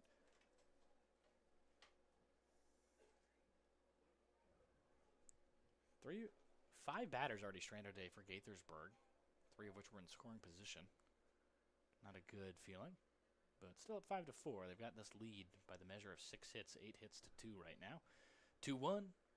This one, hard hit ball, but it's going to go foul towards the bullpen. Yeah, but those left on base, really a measure of the hitting that the Giants have been able to do today. Able to get 5 runs already, but could have been a lot more with the way they were swinging the bat in these early innings. 2-2 from the righty Bashore out of Luthersville, Maryland. Swing and a miss. He cuts down his own batter. Marcus Martin is unable to come up with anything there. 2 doubles in a row, caught now to a strikeout. That'll bring up the bat of Eli Livingston. Right fielder, number 21, Eli Livingston. Livingston is a high schooler right now. Or I guess he just graduated is probably the correct term there. He is in himself a commit out of now to Maryland. Yeah, playing his high school ball over in Cockeysville, Maryland at St. Paul's High School. He both hit and pitched for them. He's an outfielder today doing just that. 1-0. That one in there for strike 1. Livingston played at St. Paul's High School, you mentioned. He also pitched really well there on the All-Maryland Interscholastic Athletic Association B Conference team. His first summer opportunity, his first at-bats beyond high school. 1-1 touches the outside corner. And now the Big Train have themselves a jam potentially ending one as Phillips stands on second after an infield single. And on first stands Jake Morgan. Yeah, the Giants having fun stacking their 2 high school Maryland commits back to back. Swing and a miss. That one's going to end the inning. Top half of the inning. I keep saying end of the inning because the guy normally pitches for the other team in the bottom half. So interesting there. 6 straight outs, and that'll be likely the day for the likes of that man on the mound from St. Joseph's. We'll be right back after Peter Bashore's good inning. We'll see the bottom half as the Big Train look to strike into a 5-4 lead.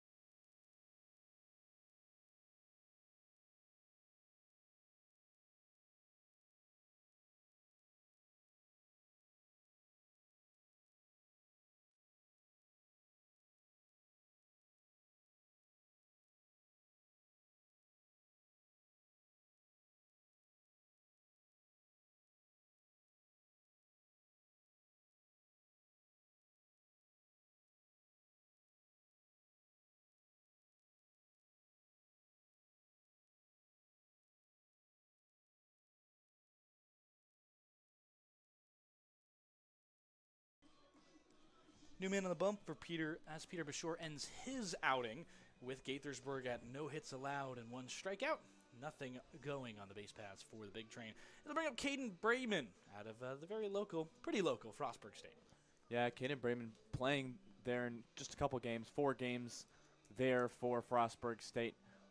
Looking to use this experience, hoping he's a rising sophomore next year to gain momentum into his next season with them. Brayman goes 2 innings for 2 different teams tonight. Not often you see that. Boy, is college ball an enigma. Brayman from Germantown, Maryland to Avalon High School, a 6'2 righty. In in his first season at Frostburg. Obviously mentioned had 4 appearances. We're into his sophomore year now. Going to see what he can do. Get his really crafted, fine-tuned ability here with no outs. We'll go now and see the big train bat. Again, Mirza is going to be the South Florida, bull.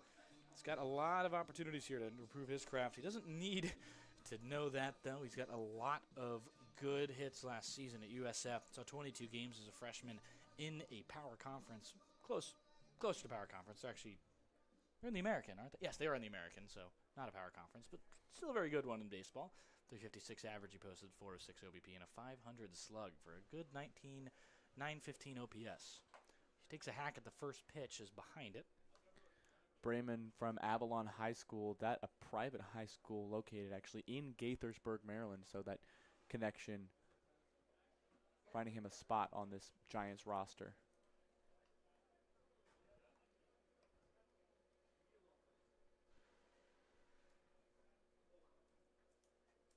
Count 1-1. Brayman delivers. Lined in the air to center field, chasing after it is Cobb. He makes a very interesting read on it, and that one will be a single as it gets down. He went all the way back before realizing that one was going to die in the air. The wind here interesting, and the weather here very interesting. Balls will die when the sun goes down, but in those humid, hot days, they definitely do not. It'll bring up TJ Graham-Misty, one heck of a character behind the dish. Yeah, and just like you mentioned, this weather right now not so typical of Maryland, with the weather dropping a lot as the sun goes down. Normally the humidity keeping it hot and humid late into the night. That one low, the pitch not in the possession of the catcher behind the plate.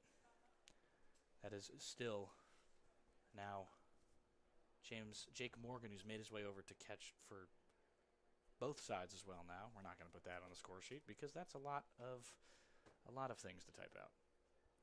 1-0. Outside.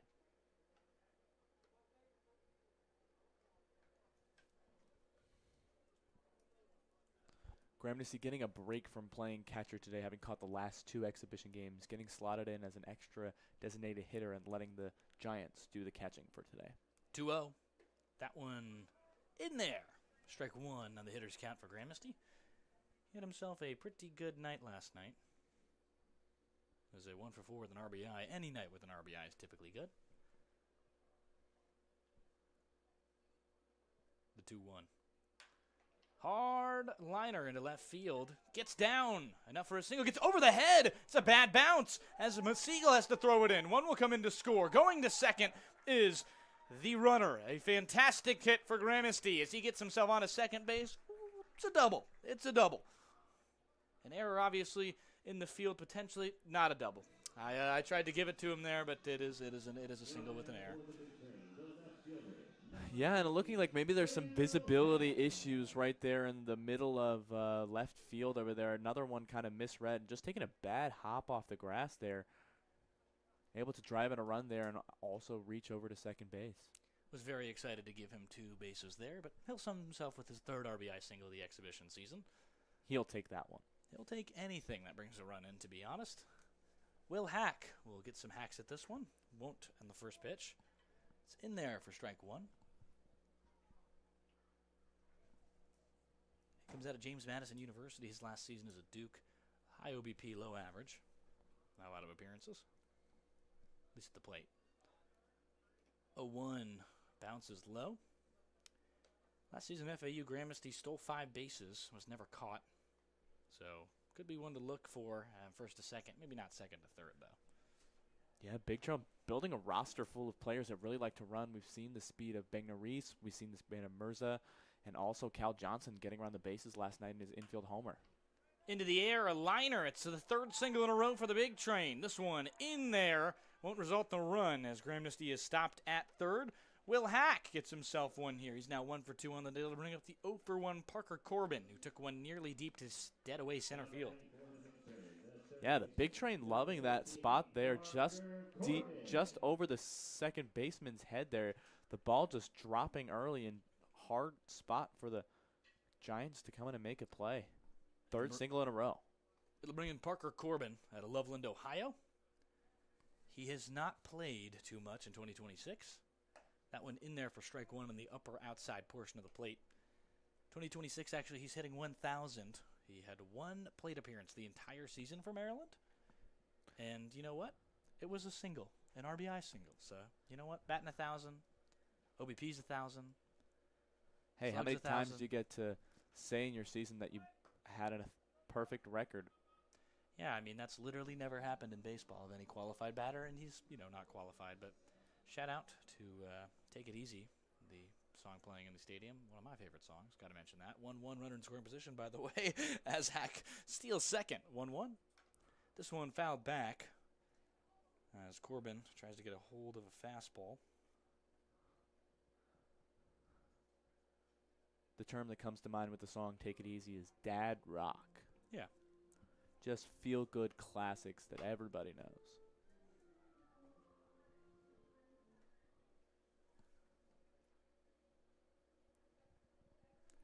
An injury stoppage here. They'll check on the umpire, who just took a hard foul back on the 1-2 fastball. Got to appreciate those umpires really putting themselves in harm's way to do a good job calling these games every night. Really, really appreciate what they do for the game and their willingness to be out there in the action every night. Moves the manager, Sal Colangelo, out of the way and says, I'm okay. Sal Colangelo in his 20th season with the Big Train, seeking his 12th championship, his second four-peat as well. Unbelievable record there from Sal. Just the heart and soul of this Big Train team.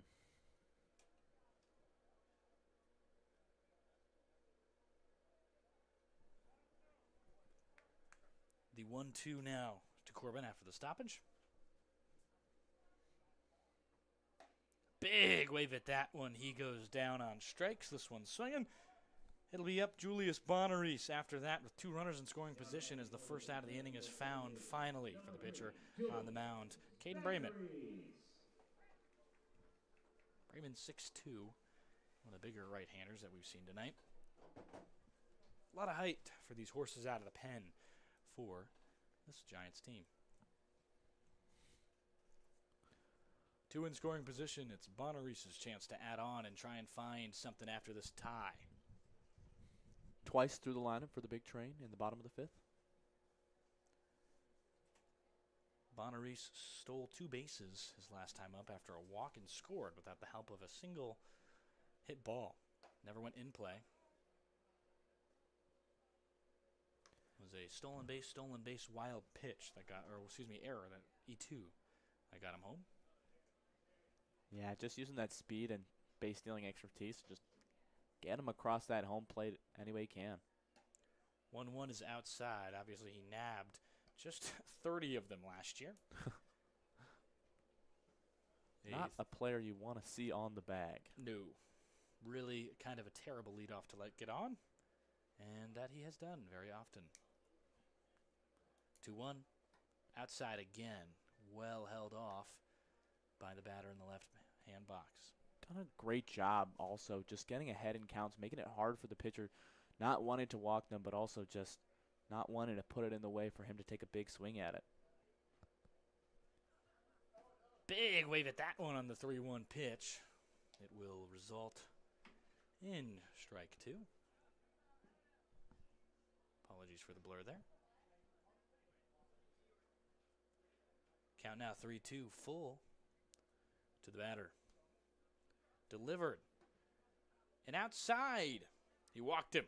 Caden Brayman finds himself in a big jam now as the third walk of the game for Bonaris, who is still 0 for 0 in the bottom half of this fifth inning. Having a very good job here. Big opportunity now for the bat of Cal Johnson. He went deep earlier in the night, or earlier yesterday, as he had himself a 4 for 5 day with an inside the park home run. He went deep in the inside the park manner. Yeah, still the only Big Train player to record a home run in this first three exhibition matches. He did that from the left side of the plate. He's a switch hitter. Oh, that's going to go foul. As he's got himself ducks on the pond here in Shirley Povich. Not a bad analogy for baseball for a avid birder, is it? No, it is not. No, it is not. Saw Blue Jay getting in my car today. 0-2. That one high and away waste pitch is a waste. Does not touch the top portion of the zone. Johnson committed to Maryland after his last season at the College of Central Florida. Tampa, Florida native. 1-2. Just inside. No, not just inside. Strike 3 as the hand goes up from the umpire, and I misread it. Not great at hand signals, it appears, but not great is Cal Johnson today with that double strikeout in a row. It's actually been just fine. Singled already today.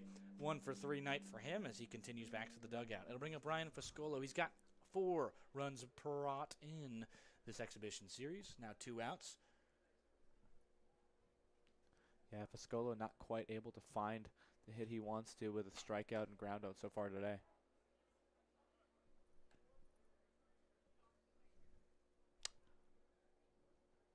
Foscolo pinch hit for, I apologize. It's Aaron Reitnor. He's here today, the freshman coming up in the fall. He's committed to East Tennessee State. Apologies for that. Missed it as he came up here. We don't get the announcements all too much. This is a switched jersey now, so he's trying to switch his jersey with his brother. Told me earlier that he wanted to do it. He didn't end up doing it, as Reitnor wearing the 24 tonight. Unless that's, in fact, Aiden. Over to first, who will end the inning with that one. Only 1 run brought across, 3 stranded by Reitnor in his first at-bat of the exhibition series. We'll be right back as the Big Train look to defend now their lead here, their tie game here in the top half of this next inning.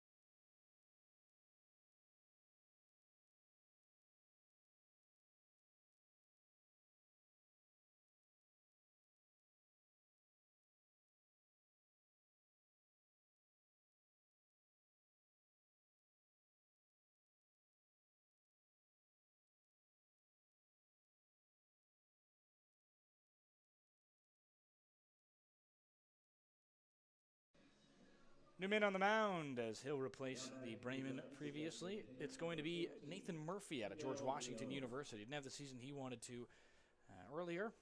Actually teammates with Sean Williams on this squad, who actually is out of Gaston. He's, I believe, warming up in the bullpen, or was earlier. Yeah, pretty fun for a lot of these players to get to play with a teammate or two on their collegiate summer league team as well. Well, yeah, Sean Williams is, I think maybe, yeah, is the same year. There's another guy in here who's the same high school teammate with somebody else, but there's a 5-year difference. One of them is 24, the other one 18, or 19, excuse me.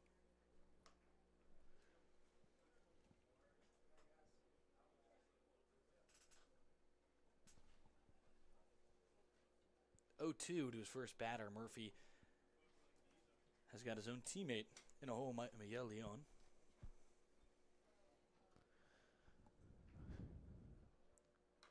Ground ball to the right side.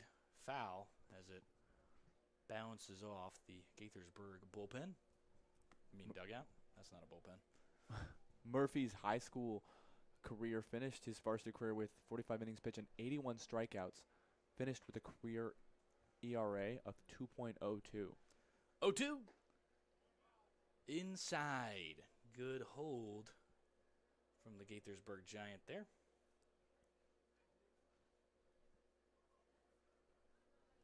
Leon is a very new to this batter, and he strikes out, unfortunately.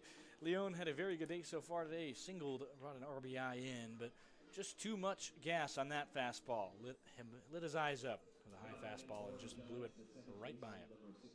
Murphy, exactly the start you would want as a pitcher, getting in and getting that first strikeout. Lee Turnipseed takes the mound. He's 2 for 2 tonight with 2 RBIs. He got caught stealing in a pickle earlier.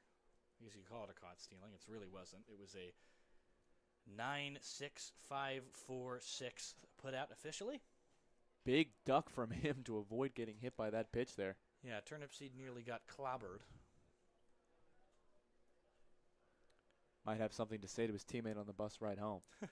Redshirted last year at Charleston Southern. Turnipseed had himself 24 RBIs in just 24 games at his high school level, his final season at Daniel High School in Clemson, South Carolina. Tie game here in the top half of the 6th inning. The Big Train have earned 3 hits in the bottom half of the previous one, gotten themselves a run across. Left 3 stranded, though. Back up the middle. Can't get it at the pitcher position. Over to short. Good play from Machado. Leaves Turnipseed at first. First 2 batters go down. They'll try and get Tholio in order. You know, something interesting, all umpires have their own style of calling the play, and this first base umpire really choosing a softer call, not the hard fist you might used to be seeing, but just a slow, soft fist in there. Not a lot of leg action.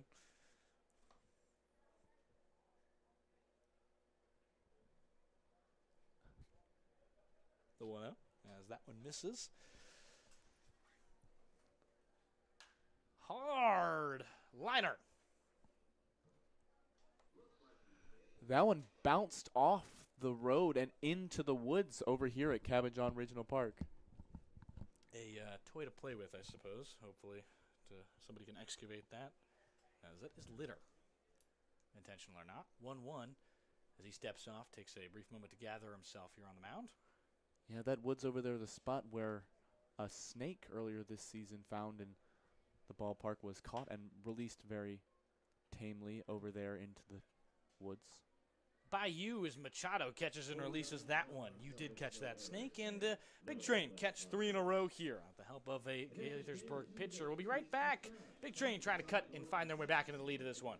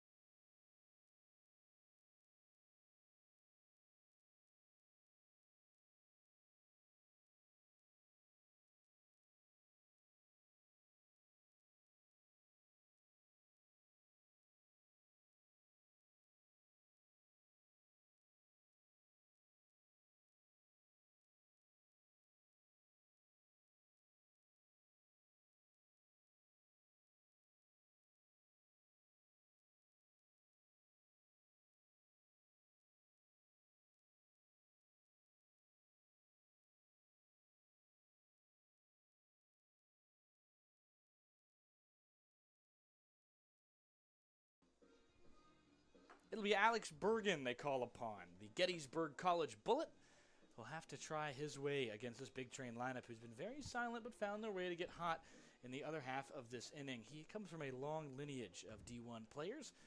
His mother, Robin, played at the U softball at the University of Virginia, and mother, Janine, played field hockey and lacrosse at Lafayette. Yeah, really exciting. Enjoying his time there at Gettysburg College, playing in 16 games, 34.2 innings pitched, and 32 strikeouts. not so far away from a strikeout per inning, which is not a bad return. Now batting for the big train. The designated hitter, number Also 6, notable, Bodie. he spent his 2025 summer with the DC Grays, another team in this Cal Ripken Senior League. Played in 7 different games with them, able to get 20 strikeouts. So good return. Bergen takes the ball from Caden Brayman, who will allow a run, 2 hits and a walk, 2 walks. Have himself very excitedly only 1 earned run there. Could have been very bad. As he had ducks on the pond, found his way out of the jam. Logan Pond at the DH stands in against Bergen here. Hack at that first pitch. Beautiful night tonight. Flies into the stands off of the pavilion in the right foul territory. Gettysburg College, a good place for D3 athletics. Good friend of mine playing soccer there. Cool. That's cool. Imagine the merch is pretty cool with a logo like that. Bullets. It's very similar to the Baltimore Bullets logo. 1-1. This one skied foul, same place it went the first pitch. This one will land this time in the cages, though. Yeah, mentioning NBA there, had an exciting NBA game last night in the Western Conference Finals with the San Antonio Spurs beating the Oklahoma City Thunder last night to That go Luke to the Cornett finals. block. Wow. Give What me a- chills. What a play. 1-2. Ponnet skies this one into left. It's in a bit of a no-man's zone. Chasing after it is 3 different defenders, but it will come up with the left fielder Siegel. Not a hawk, but he is a hawk down that one. Goal. He's able to collect with it. It'll bring up Emilio Gonzalez, the first baseman tonight. Big bat of his has gone silent, at least in terms of actual hits. 0 for 1 with a sac fly in the first that brought an RBI home. It was Ponnet standing at third that time. Yeah, Gonzalez able to get 1 RBI tonight, looking for some more.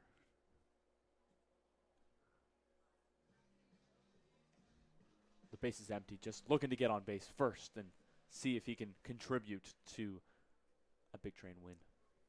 Gonzalez, the owner of the Triple Crown last season in the Cal Ripken Senior Collegiate Baseball League. That one outside, he sees 2-0. Had himself 68 RBIs less in his career so far as a Big Train. He is entering his 3rd season in Bethesda. Definitely a fan favorite here. Also a rising senior. Swing and a miss. 2-0. The fastball is just a little too high for Gonzalez to handle. He dropped from FAU to the D2 level at Nova Southeastern, where he had a great season last year.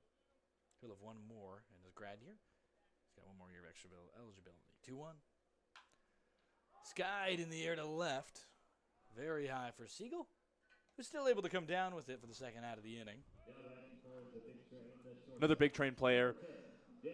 with a big swing, but more under the ball than across it and putting it up into the sky for the fielders to make the play. A beautiful night tonight here in Bethesda. You can see it in the top half of your screen. Not much prettier than that. Well, top half of your screen when we're on the full camera. Apologies. We're actually close in on Daniel Machado, who redshirted his first season at FAU. 2024 he did. 2025 he sat. 2026 he also sat. Looking for playing time this upcoming season. Now you can see the beautiful sky here in Bethesda. Looks like layers of the ocean.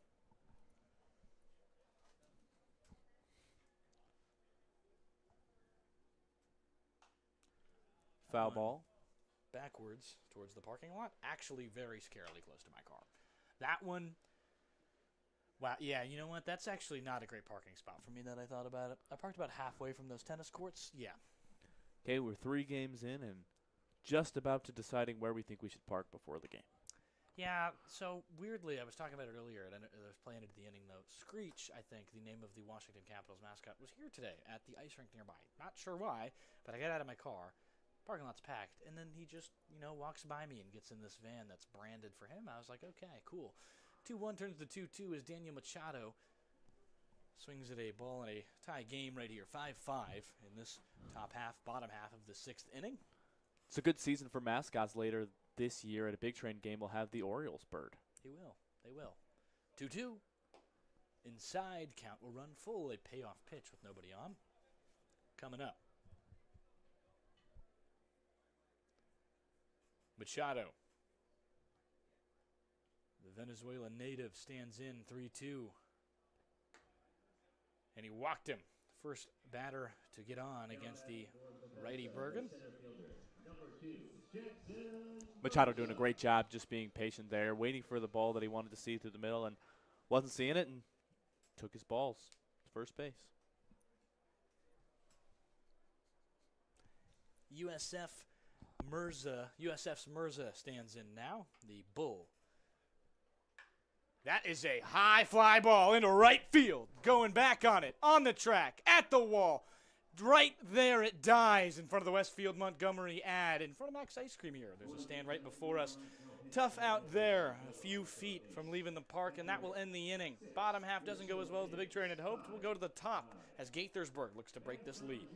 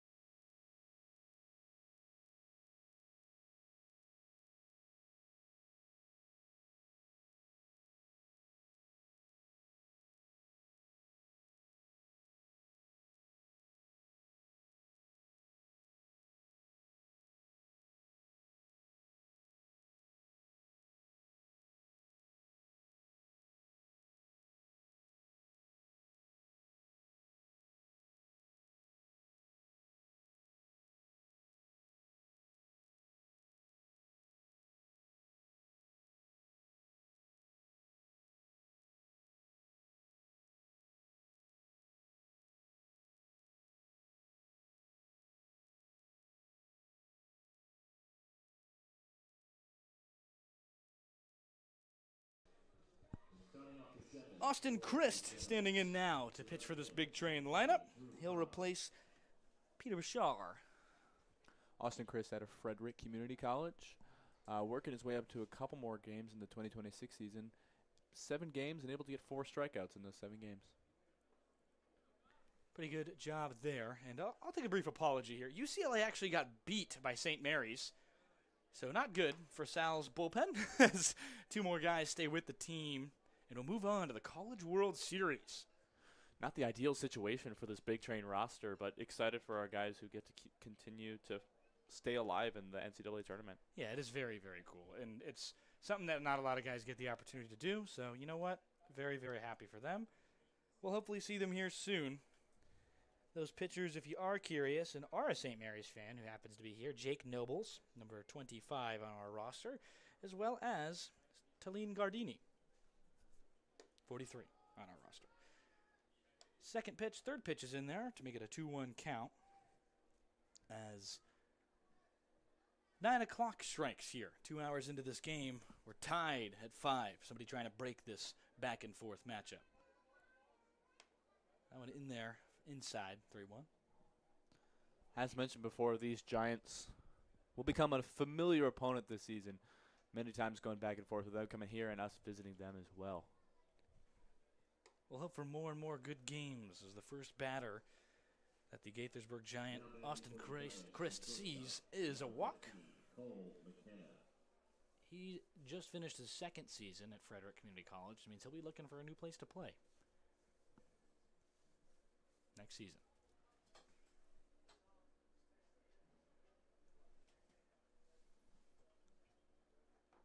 Oh, count to the next batter. Strike one. It's Cole McKenna. The lineup turns over. Walked Drew Cobb there. Apologies. Just talking about St. Mary's.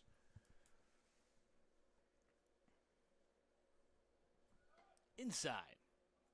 Considers throwing it behind the plate. Does not end up doing that. He'll throw it back to that other side. Some relaxation there as they don't have to throw into the outfield potentially, as he's already done it twice behind the plate. Or actually, he hasn't. He's only done it once. The other catcher today, James has. Hard to distinguish too much between catchers when they're both wearing the same jersey on both sides of the inning. 2-1. Inside and high. 3-1 the count now. He walked him at this count last time up. Well, he walked Cobb up last time.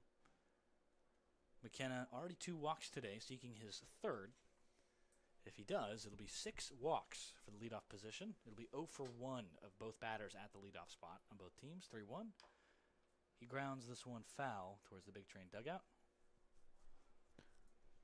McKenna staying patient today, just doing what he can to just get to the base and make the plays from there.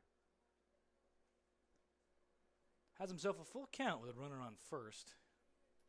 The lead run on first. 3-2. Swing and a miss. He cuts him down. First strikeout of the game. First out for Christ, who is able to extinguish his own teammate, Cole McKenna. Number 23, Delon Anderson. Yeah, good start for Chris there. Dragging the count out, putting it at a full count, and taking him home with fastball in the zone. Pinch hitter now as the likes of Delon Anderson comes in.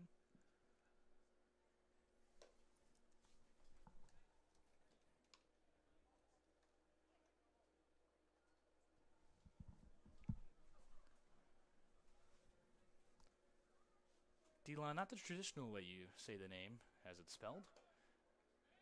Big strike swing there. Tries to get him at second as the runner goes. Does not. It's going to be Cobb in there with his first stolen base of the night. Already singled with an RBI. Yeah, close play there at second, but the slide able to get him underneath the tag there. Anderson at a Rutgers in New Jersey. A Scarlet Knight, 1-1. Hard liner into the left field corner. Chasing after it is Hack. Will get down fair. Good enough for extra bases. Goes out. And so the runner will stop at third. And the Big Train really get one. Luck out on one. Yeah, that one just called on the outside of that left side foul line. Third base coach telling him to go, but the umpire calling it foul.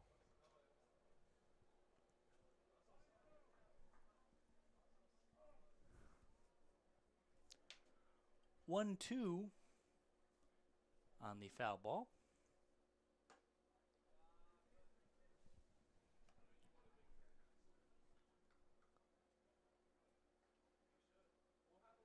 Anderson standing against 2-2. Christ on the mound dueling him. 8 games in his career at Frederick. Outside, he'll see another full count to the third batter in a row.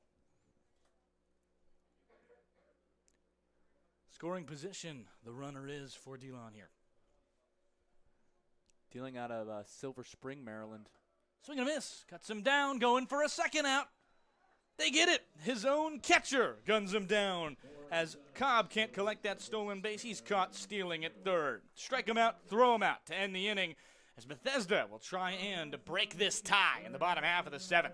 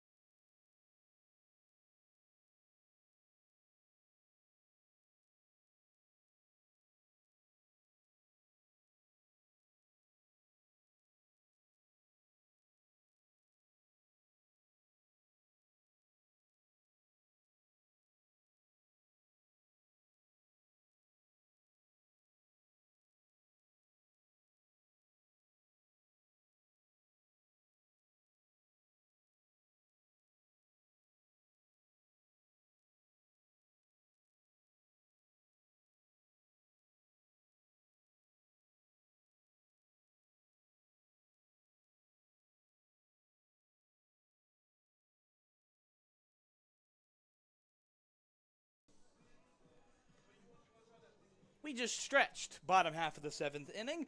Keen Hire, the left-hander at the University of Richmond, did not redshirt his first year. It was a contributing member of the Spiders.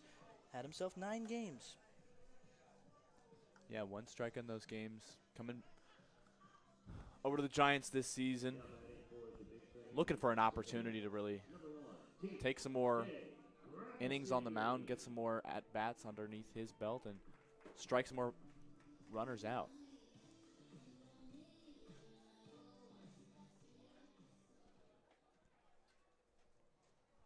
Man on the mound, Hire led his team to a state championship in 2024. Helped finish his team as the 3rd team in the state of Florida ranked 24th nationally, in the annual year of 2024. 0-1 count as the first strike is administered to the batter. Pawn it? Not pawn it at all, going to be honest with you. That's just straight up TJ Gramesty. Yeah, typical catcher for the Bethesda Big Train, TJ Gramesty up at the plate. Not catching today, instead being put in the DH spot. Foul ball from the bat of Gramesty. He has himself a 1-for-2 day. He singled with an RBI brought in. It was the one that tied it in the 5th inning.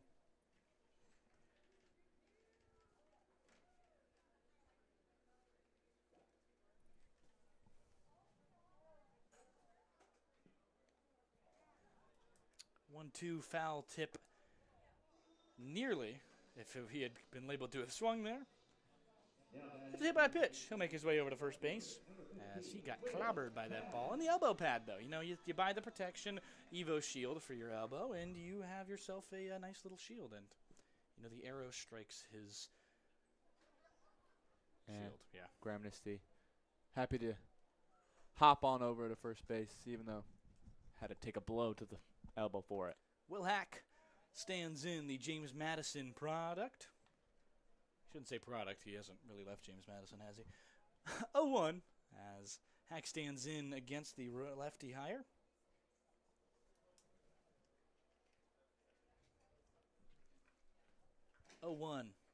This one high. Hire out of Tampa Jesuit High School. He himself is also a Tampa native.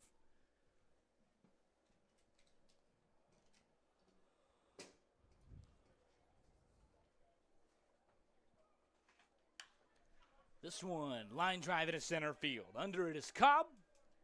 First out of the inning, collected on a hard hit ball that just couldn't right to the fielder for Hack. Hack will be trailed by Parker Corbin, who has himself an 0-for-2 day. Not the day he was hoping for. Has had some good ones recently. And was not last night. Had a good day Friday. Yesterday 0-for-3 with a run and a walk. Strike one in there on the first pitch from Hire.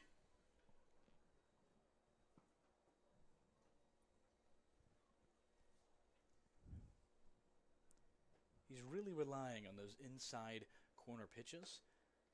Has been very eloquent in his delivery in terms of control, but not as high as a velo. So if he misses a pitch, it's going to probably be a one that ends up with a lot of damage taken to it, a lot of room for error when you have a lot of velocity, but not as much here. Yeah, really looking for the precision on each one of his throws. 1-1. Expected a breaking ball, got behind a fastball there.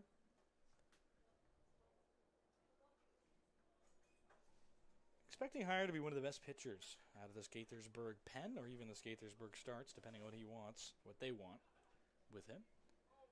He's a fast-throwing lefty, high 80s. You mentioned the advantage from the left side is really interesting because a guy who throws 85 is about as valuable as a guy who throws 90 when he's from the left side. Just because it's different. It's a different look that you don't see too often at high velo as often. There's lefties, so less velo. Up the middle, it's a ground ball. It's going to get through past the shortstop, diving McKenna. Over to third base is Gramesty, and runners at the corners with one out as a poke single gets through for Corbin. He breaks his at-bat scoreless or at-bat hitless streak of 7. Yeah, just like you mentioned before, that ball that didn't quite find one of the corners of the zone, instead drifting right over the middle there. Corbin able to take a good swing at it and get some good exit velocity, taking it through the fielders there, putting the runners in the corners. Bonneries with the exact day you're expecting him to have as a leadoff man. 3 walks, 3 stolen bases. Why not? 2 stolen bases. Giants can't seem to quite catch him there when he gets on the base.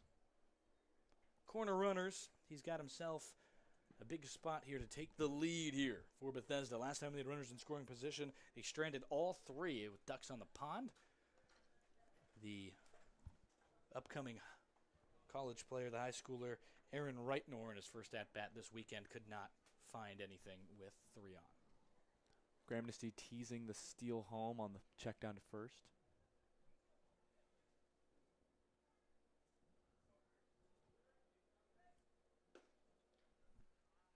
That one low.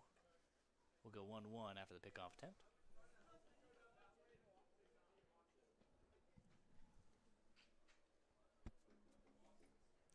Not a lot of runners stranded today for the big train. Actually, only stranded runners in the 5th and 6th. Or left side. If they have gotten on, they have scored. If it was in the first 4 innings.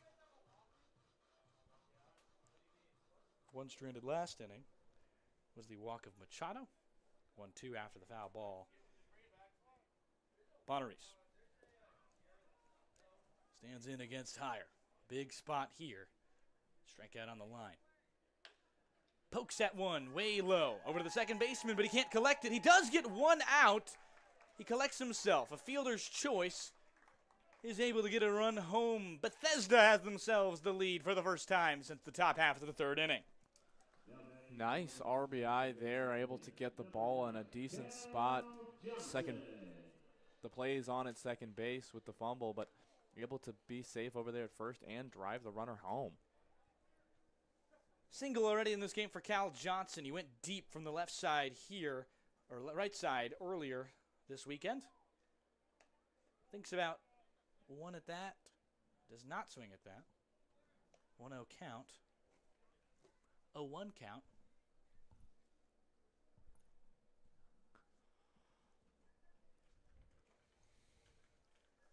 Was a strike anyway.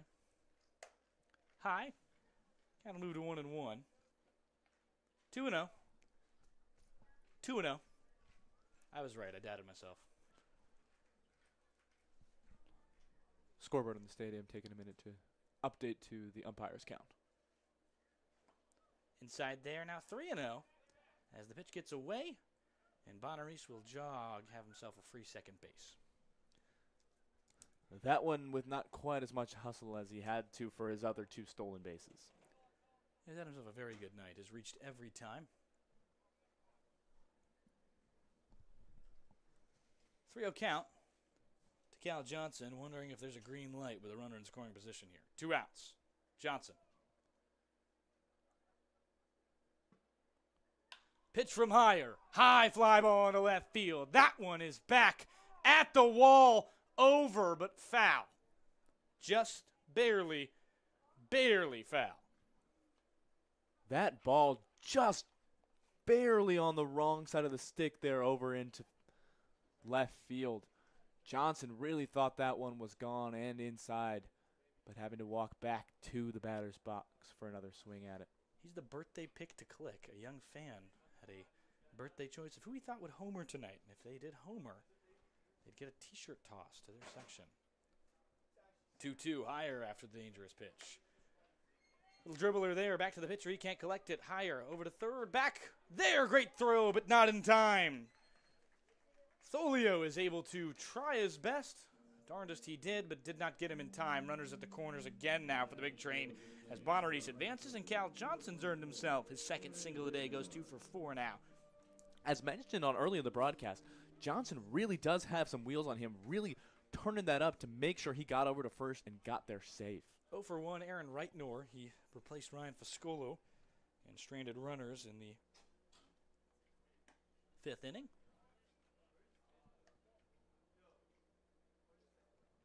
He's a 2026 graduate of Gainesville High School, or Gainesville High School.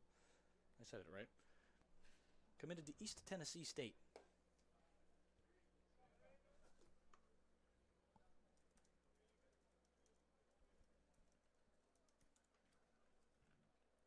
He'll be a Buccaneer in the fall. 1-1. Inside, Reitnor lays off that one. His brother, Aiden, a pitcher out of Shepherd University in West Virginia, also on this team. What a fun opportunity to come and play summer ball and get to do it with could be a childhood friend and your brother. 2-1 turns to 2-2 as that one strikes the outside corner for higher. You know, two sets of brothers on this team, one of which twins. The latter both pitchers. 2-2, 3-2. If he had thought that was right, 2-2 turns into a strikeout look in. Reitnor goes down again. Rough start for the kid. 6-5 the lead. Big Train find themselves one on a fielder's choice by Bonaris. We'll be right back as the Big Train will try and defend it in the top half of this 8th inning.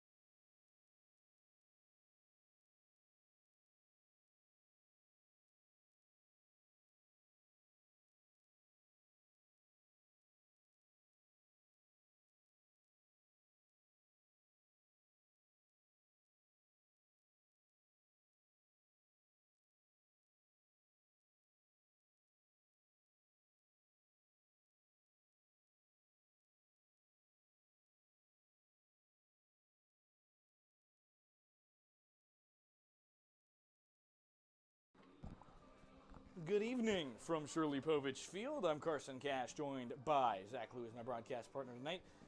It's Bryce Sheehan, the Gaithersburg Giant, on the mound in the top half of the inning to help with this Big Train team depleted of arms in these exhibition weekends as St. Mary's advances to the College World Series tournament.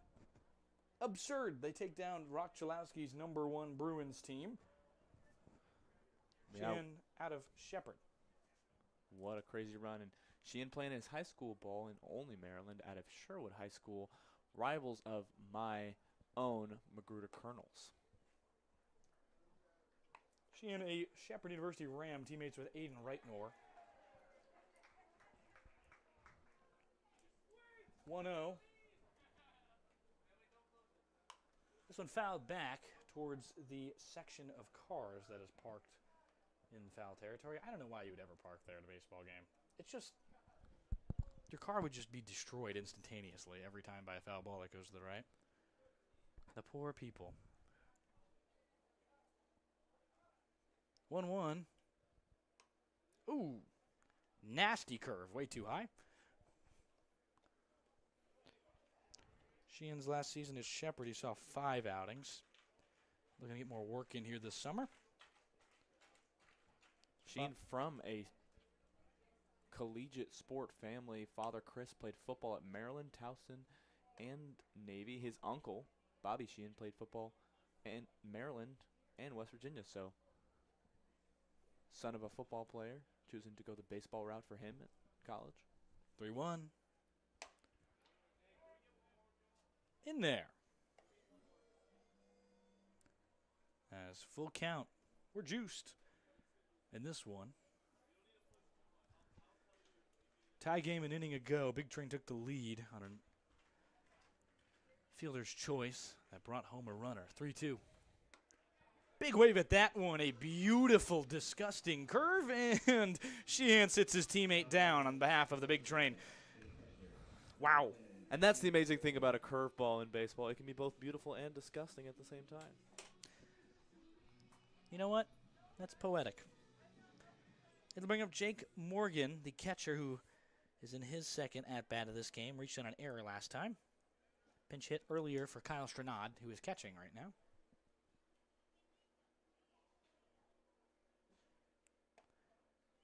That changeup, or curveball, excuse me, in there for strike one.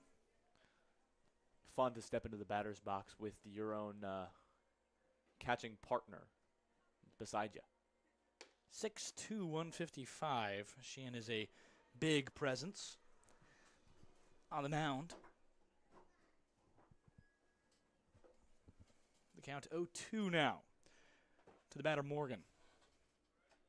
Oof, very inside. He's awarded first base. Just nailed the jersey. That's why you wear a larger baggier jersey.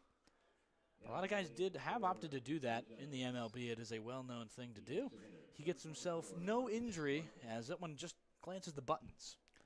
Yeah, the nicest way to get hit by a pitch for sure.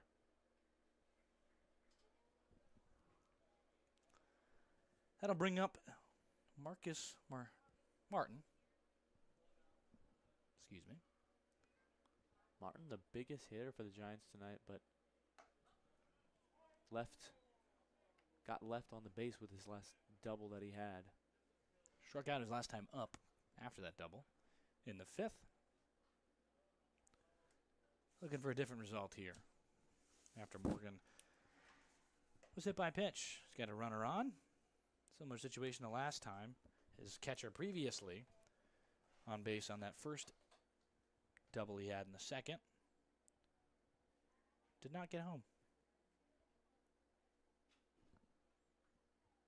2-0.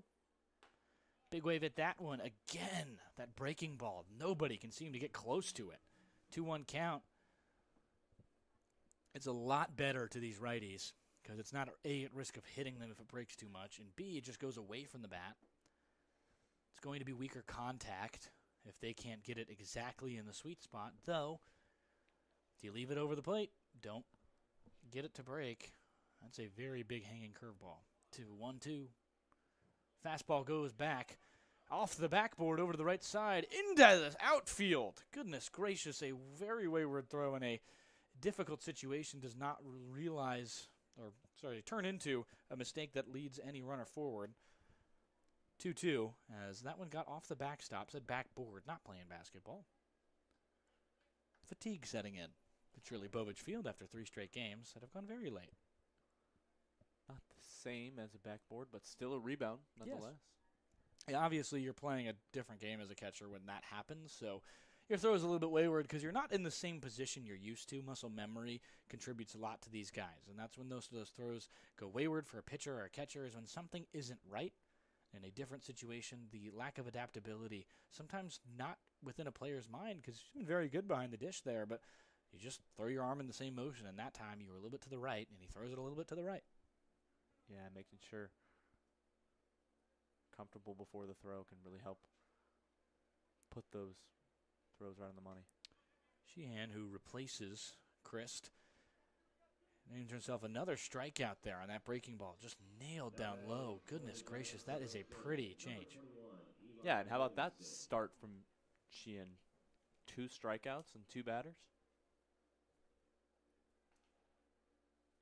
Correction, he had 2 strikeouts and 3 batters. First pitch low for that fastball that's been a bit of difficult to control for the only native. Went to Sherwood High School, you mentioned. Our producer not a fan. Of the high school, the kid's great. 1-0. Inside.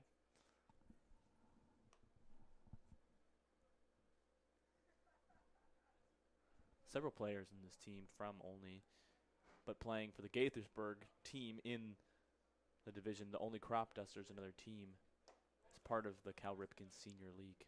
Huge hack under it as Sheehan's fastball gets by the batter. Livingston. He is committed to Maryland. as is his counterpart in the lineup below him, Miguel Leon. 2-1 turns 3-1 as that breaking ball is inside. Struggling with these lefties a little bit to make that breaking ball work. 5 players tonight on both sides collectively playing out of Sherwood High School. 8 only natives on this roster alone for Gaithersburg, which is funny because, Gaithersburg has a team and so does Olney. 4-1 as that is a walk again on that breaking ball that just cannot get anywhere inside. Doesn't really hit the zone too often. It does earn swings. Luckily for the righty, it's another righty in the mound and coming up here, as Leon trails Livingston. Yeah, Leon looking to deliver a punch and move these runners up. Got one in scoring position and hoping to drive another run home to tie up this game for the Giants. Outside, Leon, 5'11", played his 2026 high school season at a John Carroll. Probably just ended. Likely didn't make playoffs, likely was eliminated early. 33 games in that season. Had 28 runs brought in. Batted .410, .516, .710 slug. Has 5 and over the wall. Had 7 doubles and 4 triples. This guy is quick. He also had 27 stolen bases, which might have been the moniker there. I don't know. Yeah, those stolen base numbers really impressive. Showing his speed and agility off the bag. 2-1 count as Sheehan will deliver again here. Trying to get himself out of a jam with 2-1. Hard foul ball that goes towards the parking lot.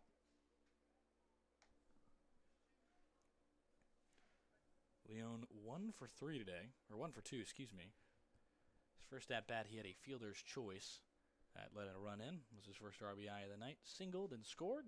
Struck out his last time up in the 6th.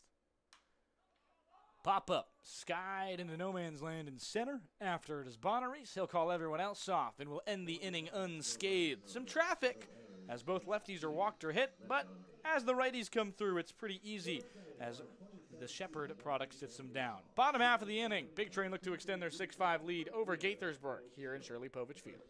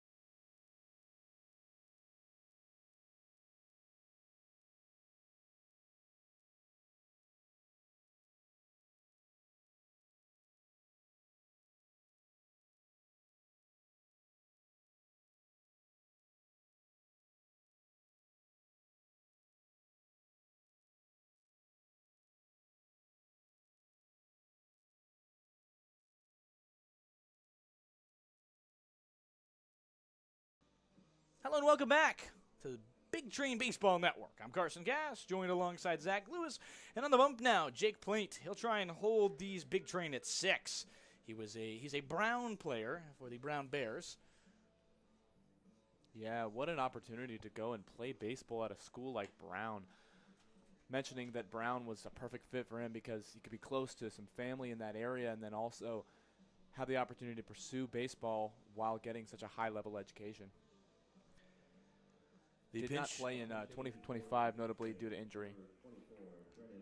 And now, one of the biggest bats that's been missing from the lineup all weekend. Logan Ponnett will be pinch hit for by Brennan Wright, the other first-team All-Cal Ripken Senior Collegiate Baseball League last season. The second baseman plays out of South Alabama, and he is a doozy to deal with. Yeah, Brennan Wright, a huge player returning for this Big Train team. Super excited to have him back and swinging the bat tonight. The South Alabama Jaguar at 339, 448, 421 last season was a monster. And you know what? You don't see it too often with guys like him. Catcher, infielder as well. All Sunbelt second team. Second baseman. Notably 32 RBI for South Alabama this last season. He's going into his sophomore season of eligibility, as he was a JUCO player and played 2 years at Meridian Community College. Amazing there. Amazing here. Has an 860 OPS. He's found himself striking out only 17 times in 21 plate appearances. 221 plate appearances, sorry. 21 would have been a very bad rate. New man on the mound having to deal with the new man in the box. 27 is his number for right. He'll try and make things right here as a 2-1 count has him in the advantage. Foul back as Gonzalez makes the catch there. Hopefully caught that on camera. Nah, it should have been outside, darn it. Gonzalez made a good play on that one. Keeping warm even while not on the field himself. Staying Plainte- ready to get back to first base. Plainte, a two-time now Gaithersburg Giant. Did not play in 2025 due to injury, but in 2024 saw 8 games. Also saw 3 last year at Brown. He's Yeah, a 9 sophomore strikeouts in eligibility. those 8 games. 2-2. Inside at the feet of Wright. Wright also a big walk threat, evidently. 11 hit by pitches, 34 walks, so 45 reached total, whether painful or just a regular walk in South Alabama last season. 3-2. The Starkville, Mississippi native grounds one to the shortstop side. McKenna collects, fires over to first, and he is out at first base. Well, Wright making connection on his first at-bat for the big train this season, but not able to get over to first base as it goes right into the glove of the third baseman and over to first. That'll bring up the other member of the first team, all Cal Ripken Senior Collegiate Baseball League member, Emilio Gonzalez. He has himself not the day he was hoping for. Still an RBI to his name, 0 for 3, 0 for 2, as the RBI sac fly does not count against him.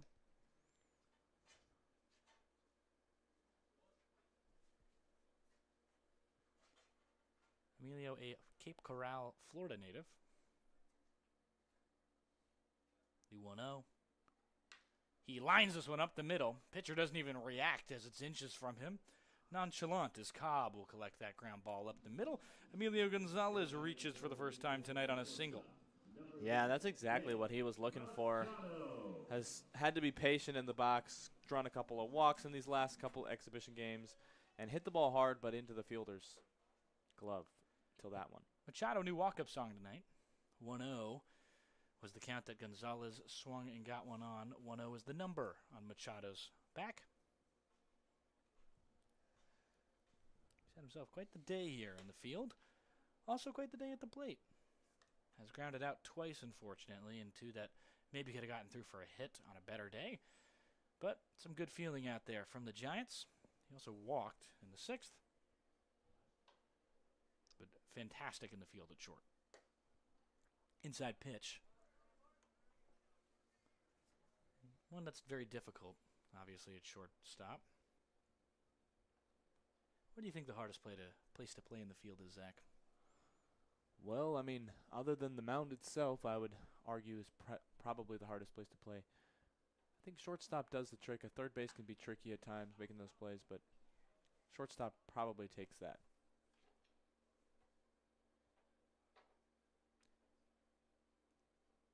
Counts 2-1.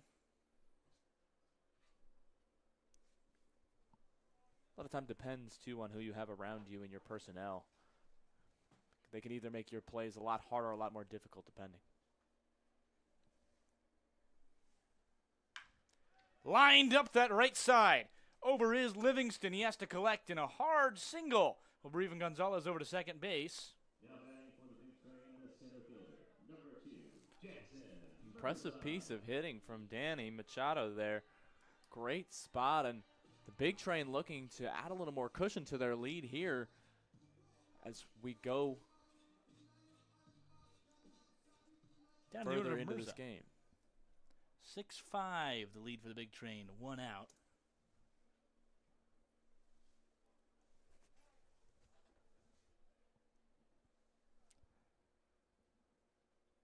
Big spot here for Mirza. Swing and a miss.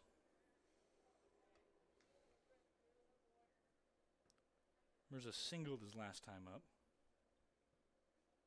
Had an RBI. Second to last time up.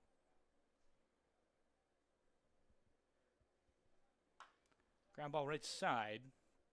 That one extinguished.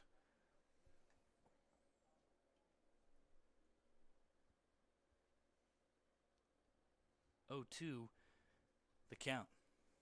Gaithersburg man in the mound, Plainty, excuse me. Yeah, that last swing a little on the smaller side, maybe trying to find a position down that right line to get the ball into play. Another man out of Olney. Went to Our Lady of Good Counsel.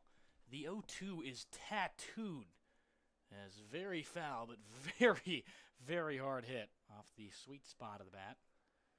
A barrel by Mirza. Can't even see where that ball landed. Far into the trees, into the forest surrounding Cabin John Regional Park, where Shirley Povich Field is. Souvenir for Bambi. Exactly. The 0-2 from Plainty. Mirza staves off of it, but it's going to be a called strike 3 as he taunts the umpire a bit there. Goes for the ABS signal as he goes down on strikes looking.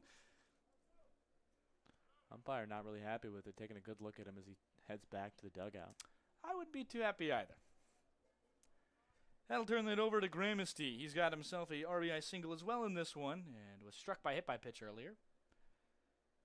That was how he reached in the 7th before he was eventually stranded.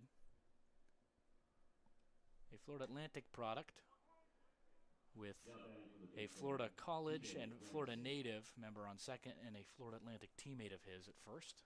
Yeah, how about those products of those Florida high schools down there? Baseball really becoming a big, big sport, and really the game is just booming down there. Sunshine State has a bright future, has had a bright past as well.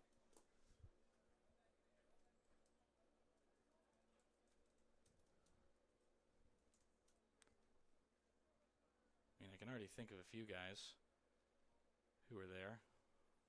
Chipper Jones, Zach Greinke. Swing and a miss on the 2-0. Oh, Manny Machado. Manny Machado was from Florida, wasn't he? Yes, shared namesake with our player Danny Machado here. Well, that's not the same name, is it? Not the same. Same left.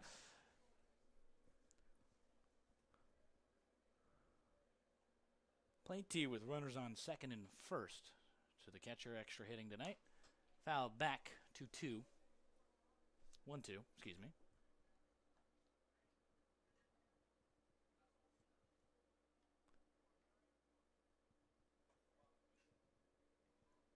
Nine hits now. The Big Train have kept this Gaithersburg lineup hitless since the 4th inning, excuse me.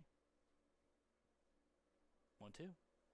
Swing and a miss. He's cut down by a good fastball. Grimesty falls as this one will go to the top half of the 8th inning. Gaithersburg will try and dig into some of this lead here. One run to get to tie it. We'll be right back on the Big Train Baseball Network.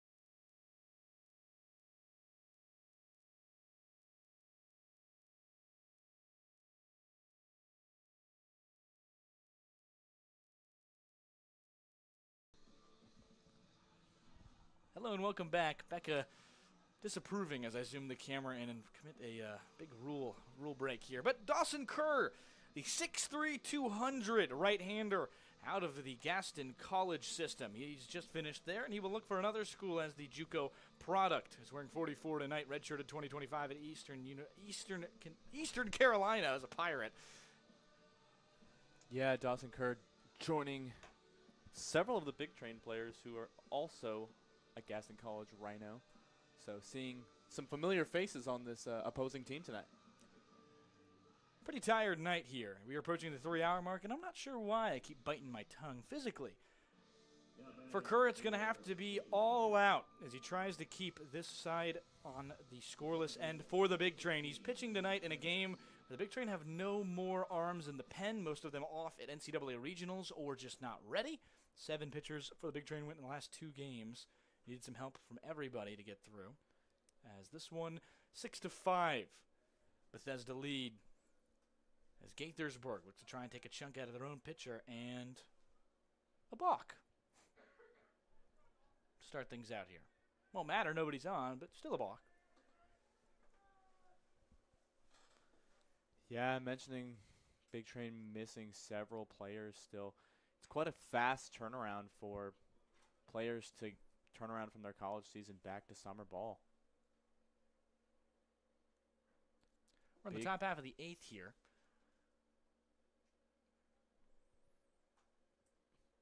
Potentially. 9th.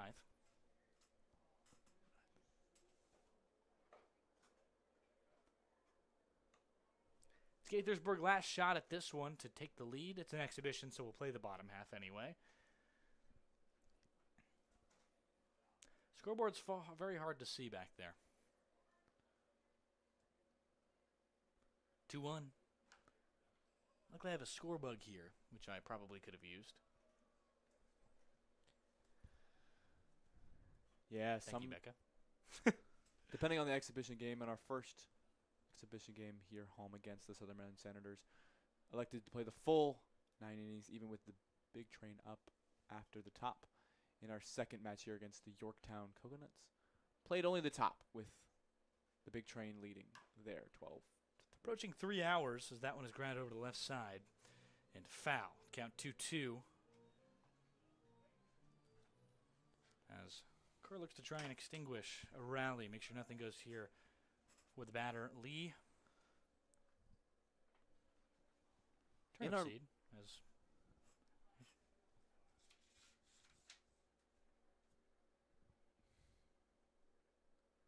2-2. Turnip seed fouls that one off. He's 2 for 3 on the day with 2 RBI singles. We're in our last full inning of exhibition baseball with the Big Train. Next time you'll see these players after this inning will be on our starting game match on Tuesday. Foul ball hits off his shoulder. He has to take a moment to collect himself behind the dish.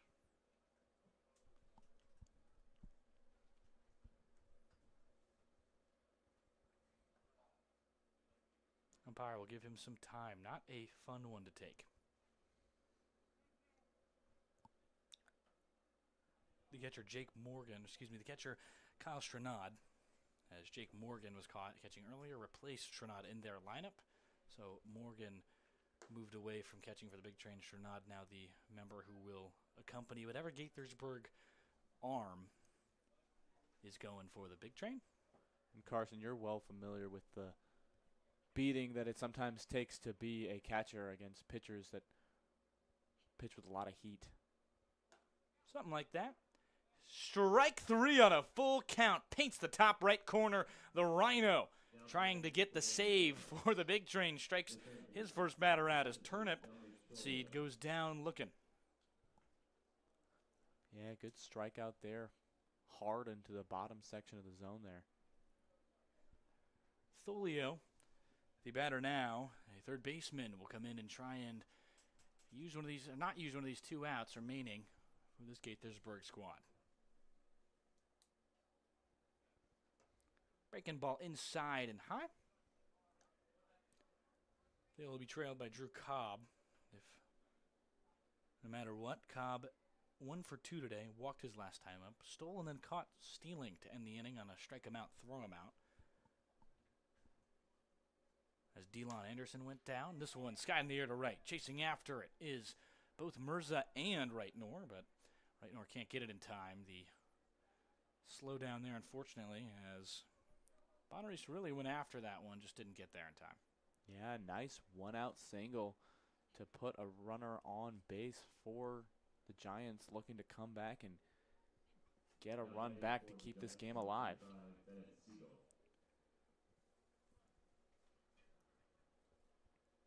That's their first hit since the 4th inning, as Gaithersburg finally finds one to get on. They have 9 hits, same as the big train. More walks administered, though, by this other side of the big train. So interesting there. Gaithersburg just not able to capitalize on all of them. That brings up Drew Cobb. He's trying to replicate what he had in the first with an RBI in the second. His first at-bat, clarity. 1-1. In there, strike, throw.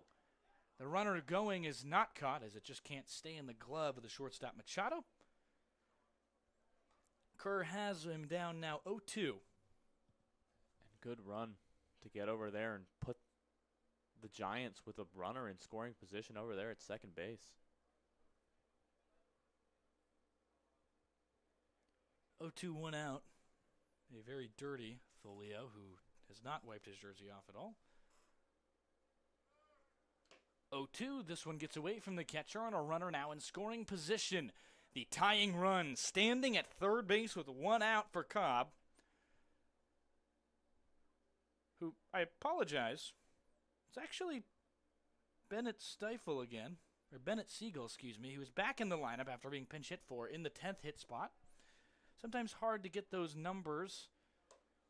Siegel stands in. Now 3-2, full count, or 2-2, excuse me.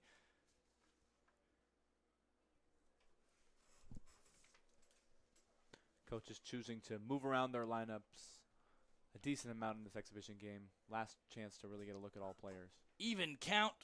Hacked at that one. Siegel goes down on strikes. It's a foul tip, strikeout, 2 outs. The runner at third. Everything coming down to Cole McKenna, who has to keep this game alive with no more outs to give. Yeah, Cole McKenna up here facing a pitcher from his own team, looking to keep this game alive in the top of the 9th.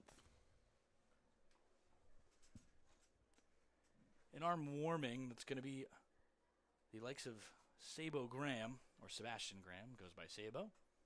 That'll be who pitches for the bottom half of this inning when we get there. But for now, the win is on the line, regardless of whether or not we play the bottom of the 9th. We will for an exhibition purpose, but care. On the mound, looking for another punch out. Has 2, looking to strike out the side for the save. Up top, that one. Another ball, 2-0 to the leadoff hitter McKenna, who's already walked twice today. He's also struck out his last 2 at-bats.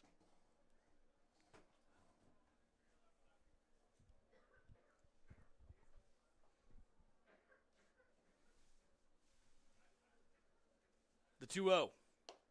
Inside and away. That's not possible. Outside and low. This is a reminder that if you miss any of the action throughout the season and would prefer to catch up on it with written material, we have wonderful sports writer Sean McAvoy writing articles that can all be found on the Big Train website, bigtrain.org. Not sure I'm a huge fan of a 3-0 swing with 2 outs. It is an exhibition game, though. Get a pitch you can hit. And a real game might be much more disapproving of that. But, you know, I'm only the guy in the booth, not out there for a reason. Certainly a strategy you won't see many times during competitive play this season. No. 3-1, 2 outs. This one high, he walked him. McKenna makes it the second batter to do so this inning, as Dawson Kerr has himself runners at the corners.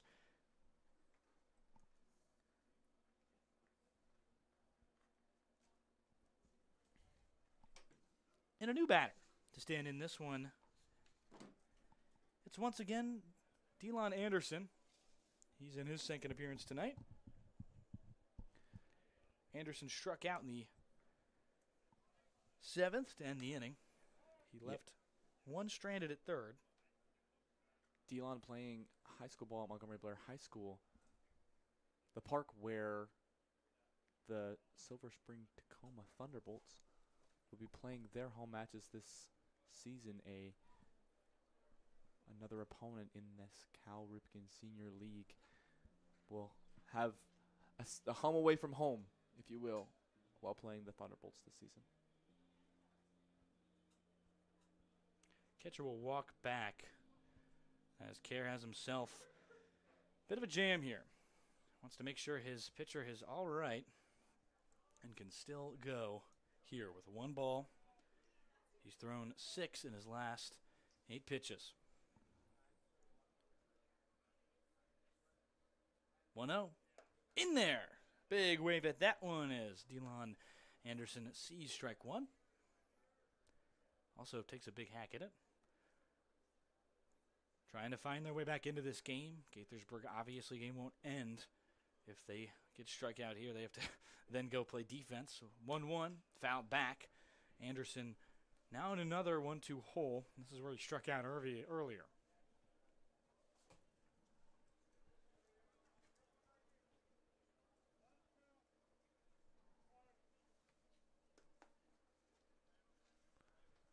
Just creeping around the 3-hour mark for this match. Kerr, 1-2. Swing and a miss. He got him. Earns the save for the Big Train, and they will win this game 6-5. Unsure if they'll play the bottom half of this 9th inning. Yes, they will. They've got 1 more to go, as that's a win for the Big Train. So 3-0 in these exhibitions, but still more baseball to watch, as they'll have to go back and bat a little longer just to get some more at-bats before this season starts against Silver Spring on Tuesday.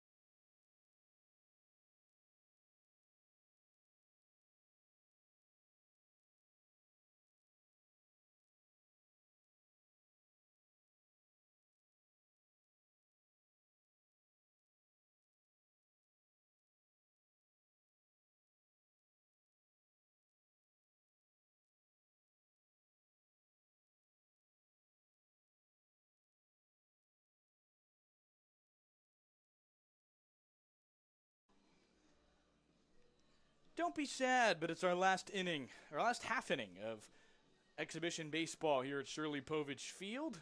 On the mound will be number 37, Sabo Graham.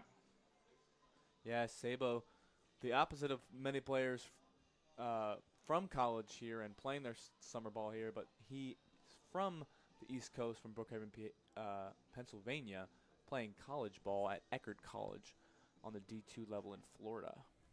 Had 9 appearances there, able to get 9 strikeouts in his appearances with 7.1 innings pitched. Hoping to have some unknown value, like Dennis Eckersley, for the 2003 A's, I believe it had been. Was not alive. 9 hits will be the final score, I guess, for Gaithersburg. They still have some more runs to give up potentially. As we saw last night, there was an 8-2 lead going into the bottom half of the 9th against the Coconuts, or against the Maryland squad. And Maryland then gave up on Friday 5 runs after being up 4-2 going into that bottom of the 9th and still losing. It looked a little bit worse on a scoreboard, as it was actually 6-4, excuse me. Yeah, an interesting situation for players to have to play a defensive inning after they no longer have a shot to go in and win the game. It is what it is. It's an exhibition. Obviously does not have the same feeling as they do normally. Will Hack stands in. James Madison product. Definitely a lot more pressure for these players when recording in-league stats for these summer teams that they'll use to either boost their recruitment or earn themselves up a spot in their respective college play. Hack waves at one.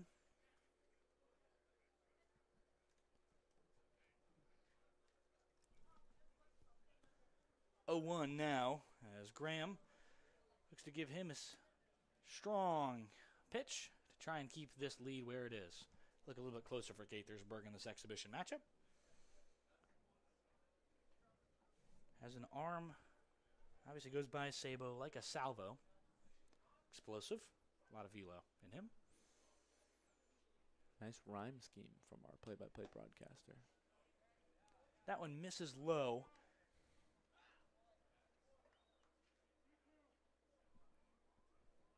Not sure what the umpire said at the Gaithersburg dugout there. He said something, though, as the count's now 2-2.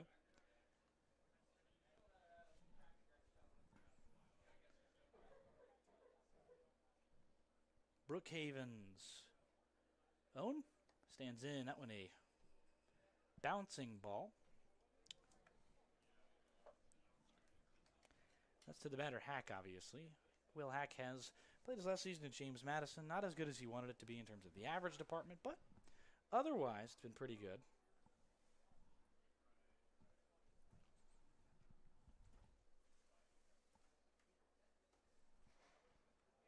Three-1 the count to Hack. Had a lot of walks in his few appearances there. Ground ball left side, collected by Trolio. Scoop, a beautiful play as he is out at first base. Yeah, strong call over there by that first umpire. Way across the field there, having to make a big throw to get him out at first.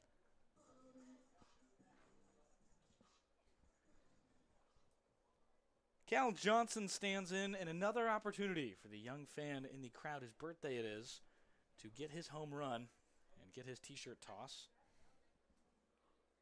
Hopefully Johnson just in here and ready to swing.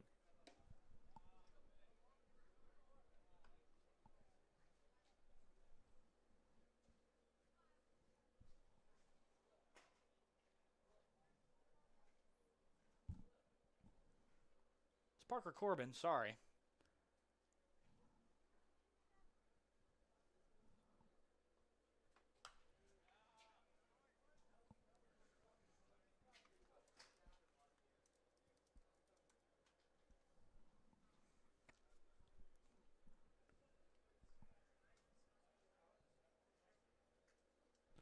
Counts at 0-2.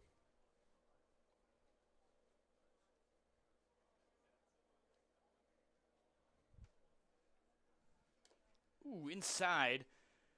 Does not strike. Corbin. Corbin committed to Maryland. Cal Johnson hit a home run earlier yesterday. He is second in the lineup. This man is 10th. The exhibition games always getting me confused with that extra hitter. 1-2. This one flied in the air to left field into the tennis ball courts. Hopefully those people are watching out. Oh my gosh, that almost hit somebody. Good reminder to keep an eye out if you're enjoying the other features of Cabin John Regional Park when there's a Bethesda Big Train baseball game happening. 1-2.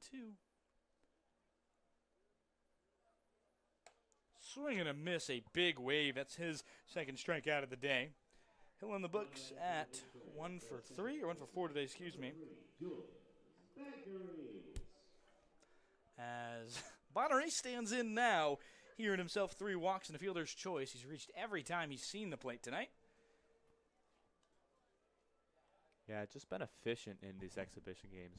Bonnery's just doing what it needs to do to get on base and enjoying running hard and stealing bases. 0-0 count. High to Bonnery's. Swiped 30 bags last year at George Mason University. Just ridiculous numbers there. Yesterday, he was trailed in the lineup by Logan Punnett, who had just committed there. Punnett pinch hit for earlier. 1-0, big wave at that one. If he stays on and tries to get his way on base here, he will give another shot at the home run for the young fans still anticipating and hoping for a t-shirt toss. It's a nice full display of the Giants pitchers getting to pitch both sides of every inning. Bonaris fishing after one low. He got that fielder's choice earlier on one just like that. 1-2. Request of the new ball for number 37 on that dish. Yeah, I might be thinking that players are in here thinking home run or bust for these last swings at the park today. Just trying to find something fun as this game is over. Sabo Graham, the righty out of Eckerd College. It's a D2 in Florida. Went to Sun Valley High School, which you'd expect to be a college in Florida. It's not. It's Pennsylvania. Big miss of a throw there. That fastball just not controlled too well by Sabo. At least in this at-bat.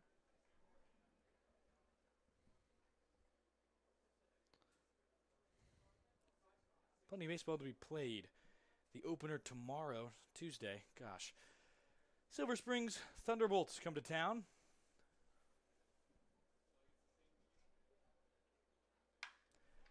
This is a crushed ball. It's going to go into the gap a little bit too high to get down, and that will end the game in totality. It doesn't. It goes through out of his mitt, as that one is off the glove. I kind of got blinded. There's a pole right in the way of me. Yeah, it just looked like all for certain that he had it in his glove, and it just slipped out at the last second. He's already starting to run in thinking he had it, and just dropped out of his glove. Unlucky error in the back center of the field there. Bagneris gets all the way over to second base. Cal Johnson will have an opportunity to give that lucky fan a t-shirt toss. He's 2 for 4 today. Struck out twice, one looking. This one in the air to center field. Just before it, it's going to be a pop-up to McKenna, the shortstop, as that will end things for real this time. The fake out in center field no longer there. Big Train wins 6-5. The winning pitcher tonight, the Gaithersburg men of Berger. He will be followed with the save by Kerr, as that will be it tonight for Bethesda Big Train Baseball on the Big Train Network. Any final thoughts? Great display from both teams. Back and forth game. Really exciting baseball to watch here for the last exhibition. Really a great opportunity for both teams to get to know each other really well before they play each other several times this year in league play. Full display of pitching from Gaithersburg, and we're ready to start our league play starting Tuesday of next week. 16 Gaithersburg pitchers went tonight. That's a lot of them. They have the opportunity, obviously, now to go on and try and find their way in their opener on Tuesday. We will host the Silver Springs Tacoma Thunderbolts. You can watch that here. I'll be on the cast, as well as Zach Lewis beside me. Bit of a tired night as we hit the 3-hour mark, and you might have been able to tell on the player side and our side. But either way, regardless, thank you very much for watching. Stay tuned for an excellent season here in 2026 for the Big Train. We'll be right back on Tuesday as we host the Thunderbolts for the season opener.